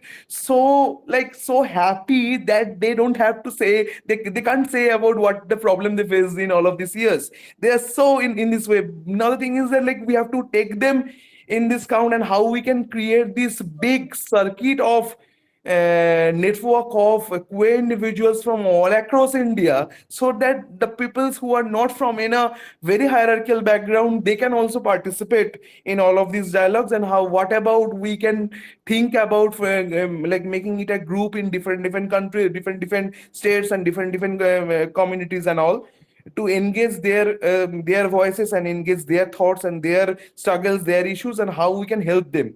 That is, I feel all of these I, things. wish to interrupt because per se, one of the mistakes you're making is that from the beginning it was accepted that this is not a platform for everybody and anybody. It is definitely within this LGBTQ people who want to study what is happening, who we are, everything, and all put it together on a portal. If we straight away want to go and tell the whole world this is who we are, this is, that doesn't work. This is that is not the way actually you go and sort of propagate your views, because you get stoned to death. I know Okay. that my Ashok, yeah, sorry, yeah. I'm interrupting you. I think I'm going to interrupt and clarify what you both are talking about. So first of all, Ankit, thank you for all those points, because it really pushes us to think about the non-urban audience, which you're quite right. When we think about relatability and reach of an archive, it's very important to think about those who can't use tech, those who can't use the language also that we use. Right, And I right. think what Ankit is really bringing in, Ashok, over here is an experience from the ground. It's not Right. so much about telling the whole world, it's about the ground reality. So even within Bombay or Bangalore, when we walk down, perhaps the migrant community or the daily wage workers also would associate with the conversations that we are having, but it doesn't reach them. So right now we're talking about that reach, which needs to reach our guards and our maids. I think something, Ashok, it really comes out in fact even in your oral history. So we are not talking about Queer India archives reaching the masses, which will happen in another maybe a decade. But right now we're talking about simply these smaller conversations or these smaller efforts, as well as even the archiving that we do. Will it always only archive the elite? And I think that's a very good question to ask very early on. Or will it also archive the stories of the people who are living off the ground? So I'm just clarifying this point, and I think what Ashok was really talking about, Ankit, that when we develop the digital archive, it will still be a digital platform and it can perhaps not reach the masses. But I think both of you are talking two different things. And I that's why am I am talking about digital archives and digital connecting digitally only. That is the one part. And also I am not talking about connecting the hetero identities. I am only talking about the LGBTQ identities only. But I am trying to give up a thought of, yeah, what about if we can extend our arms to the suburbs or to those places who don't yes. have still they don't know that there are archives existing, which is run by Yes, yes. Ishita and And that is Jessica. why I mean, I agree with you. The suburbs or the people who are not within the purview of the elitist circles, or who are not within our perspective of education, whether it is archivists, curators, academicians, we see beyond that. I completely agree with you, is what I'm trying to say. So I'm just saying, we don't need to revisit that point. What I really wanted to clarify, Ankit, from one of the points that you made, um, in the way Queer India Archives is being formed, and that's something you can perhaps catch up on in the first video, we are trying to not distinguish, very similar to your film festivals, we're not trying to distinguish between the allied or the ally community and the which you are calling as the heterosexual community. We're not trying to differentiate between them and the queer community. What the intention of this project is to really bring them together on the same platform. While the platform will tell stories only of the queer community, but the makers, for instance, or the conversations that we are having right now, but we will keep having, is going to try and blur this boundary as well. So while you were explaining your work, I think there was sort of a presumption that the Queer India Archives is only focusing on bringing the queer community together. And that's also something that is slightly trying to change in our process. Of course, these are all very small steps. I have to accept, and I still agree with you that the demographics that we are working with is very small, and the country is much wider and deeper. So whether it's about you pushing our boundaries in terms of asking questions of privilege, or whether it was Ekta asking questions about understanding existence of different cultures and subcultures, we are all very happy that you are here, I think. And this public dialogue series is doing what it needs to do to Queer India Archives. It's making it more aspirational, seeing things which are beyond our purview. I have to accept with a 5-people team, a lot of these things are going to be difficult to achieve, but perhaps we can use this to build that larger community, build the corpus, not only in terms of funds, but corpus of people who will come together, who will put these ideas into execution. Because I don't think we can execute it alone. So what you are doing, Ankit, in your own ways, we know of many more people who are doing such work on the ground. And we need to bring all of us together to achieve what we are talking about. So that's, yeah, for me, very motivating. I speak for me at least. Anybody else wants to pitch in? We can take final remarks for like 5 minutes more or 3 minutes more, because I know we have overrun by 23 minutes. But it's always how we know that these conversations are quote unquote a success. Any of the interns wants to add in any thoughts? I think the closing remarks should come from you guys. That would be the most, I think, the appropriate way of closing this session, especially with these very invigorating discussions. I think somebody else also said that in the chat. Sanika, Maleah, and Jigeesha, anything that you guys want to end with? One statement each.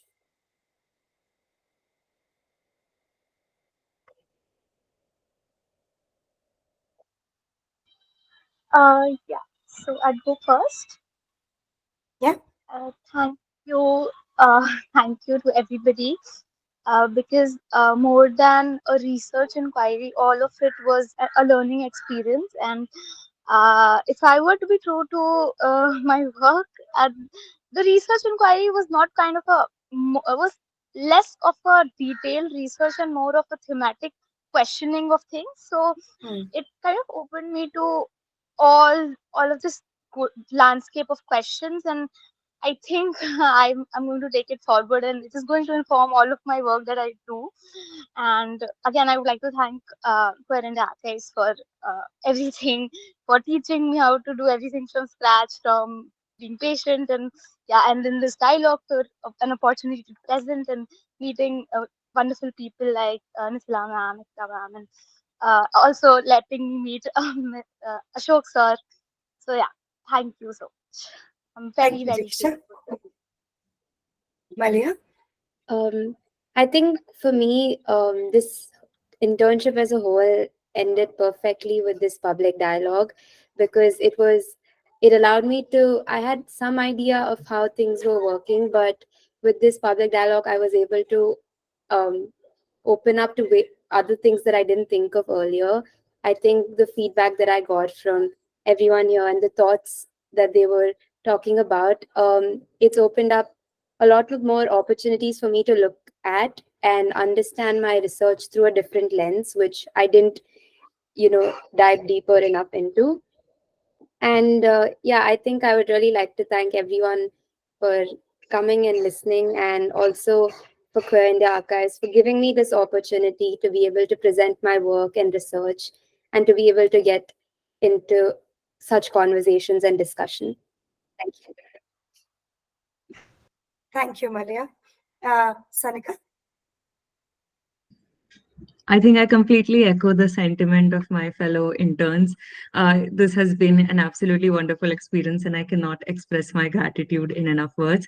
The public dialogue, especially, I think was a very productive conversation, and I am especially grateful to Nithila ma'am for directing me into more scholarly work, because that has always been my goal to delve deeper into archival studies, archival sciences, and the academic work that surrounds its critique. So that is very much something I'm looking forward to after this dialogue. And yeah, thank you to everyone who came in and contributed their thoughts, questions, and like their time on a Sunday morning. It was a great pleasure. And of course, I'm extremely thankful to Ishita ma'am, Shobna ma'am, and James sir, and also Anjali ma'am for guiding me throughout this internship process. None of this would have been possible without them. Thank you so much. Thank you, Sanika. Wonderful. Thank you, everyone. And even the audience, I'm glad that some of you are sharing what you do or what your interests were.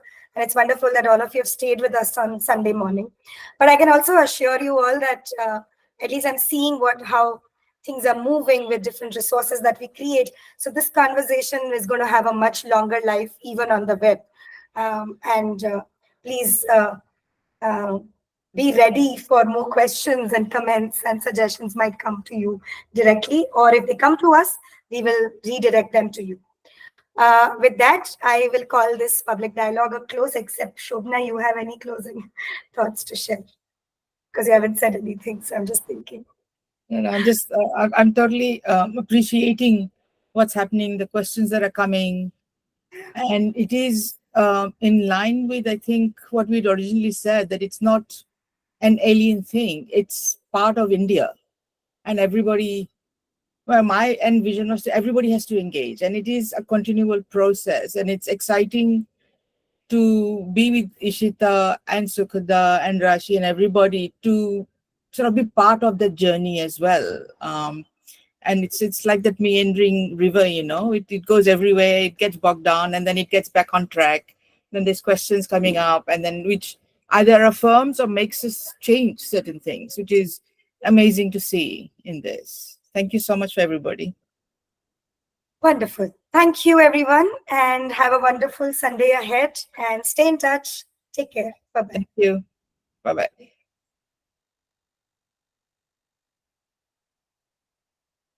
Yes, Ankit, sorry. You want to say something?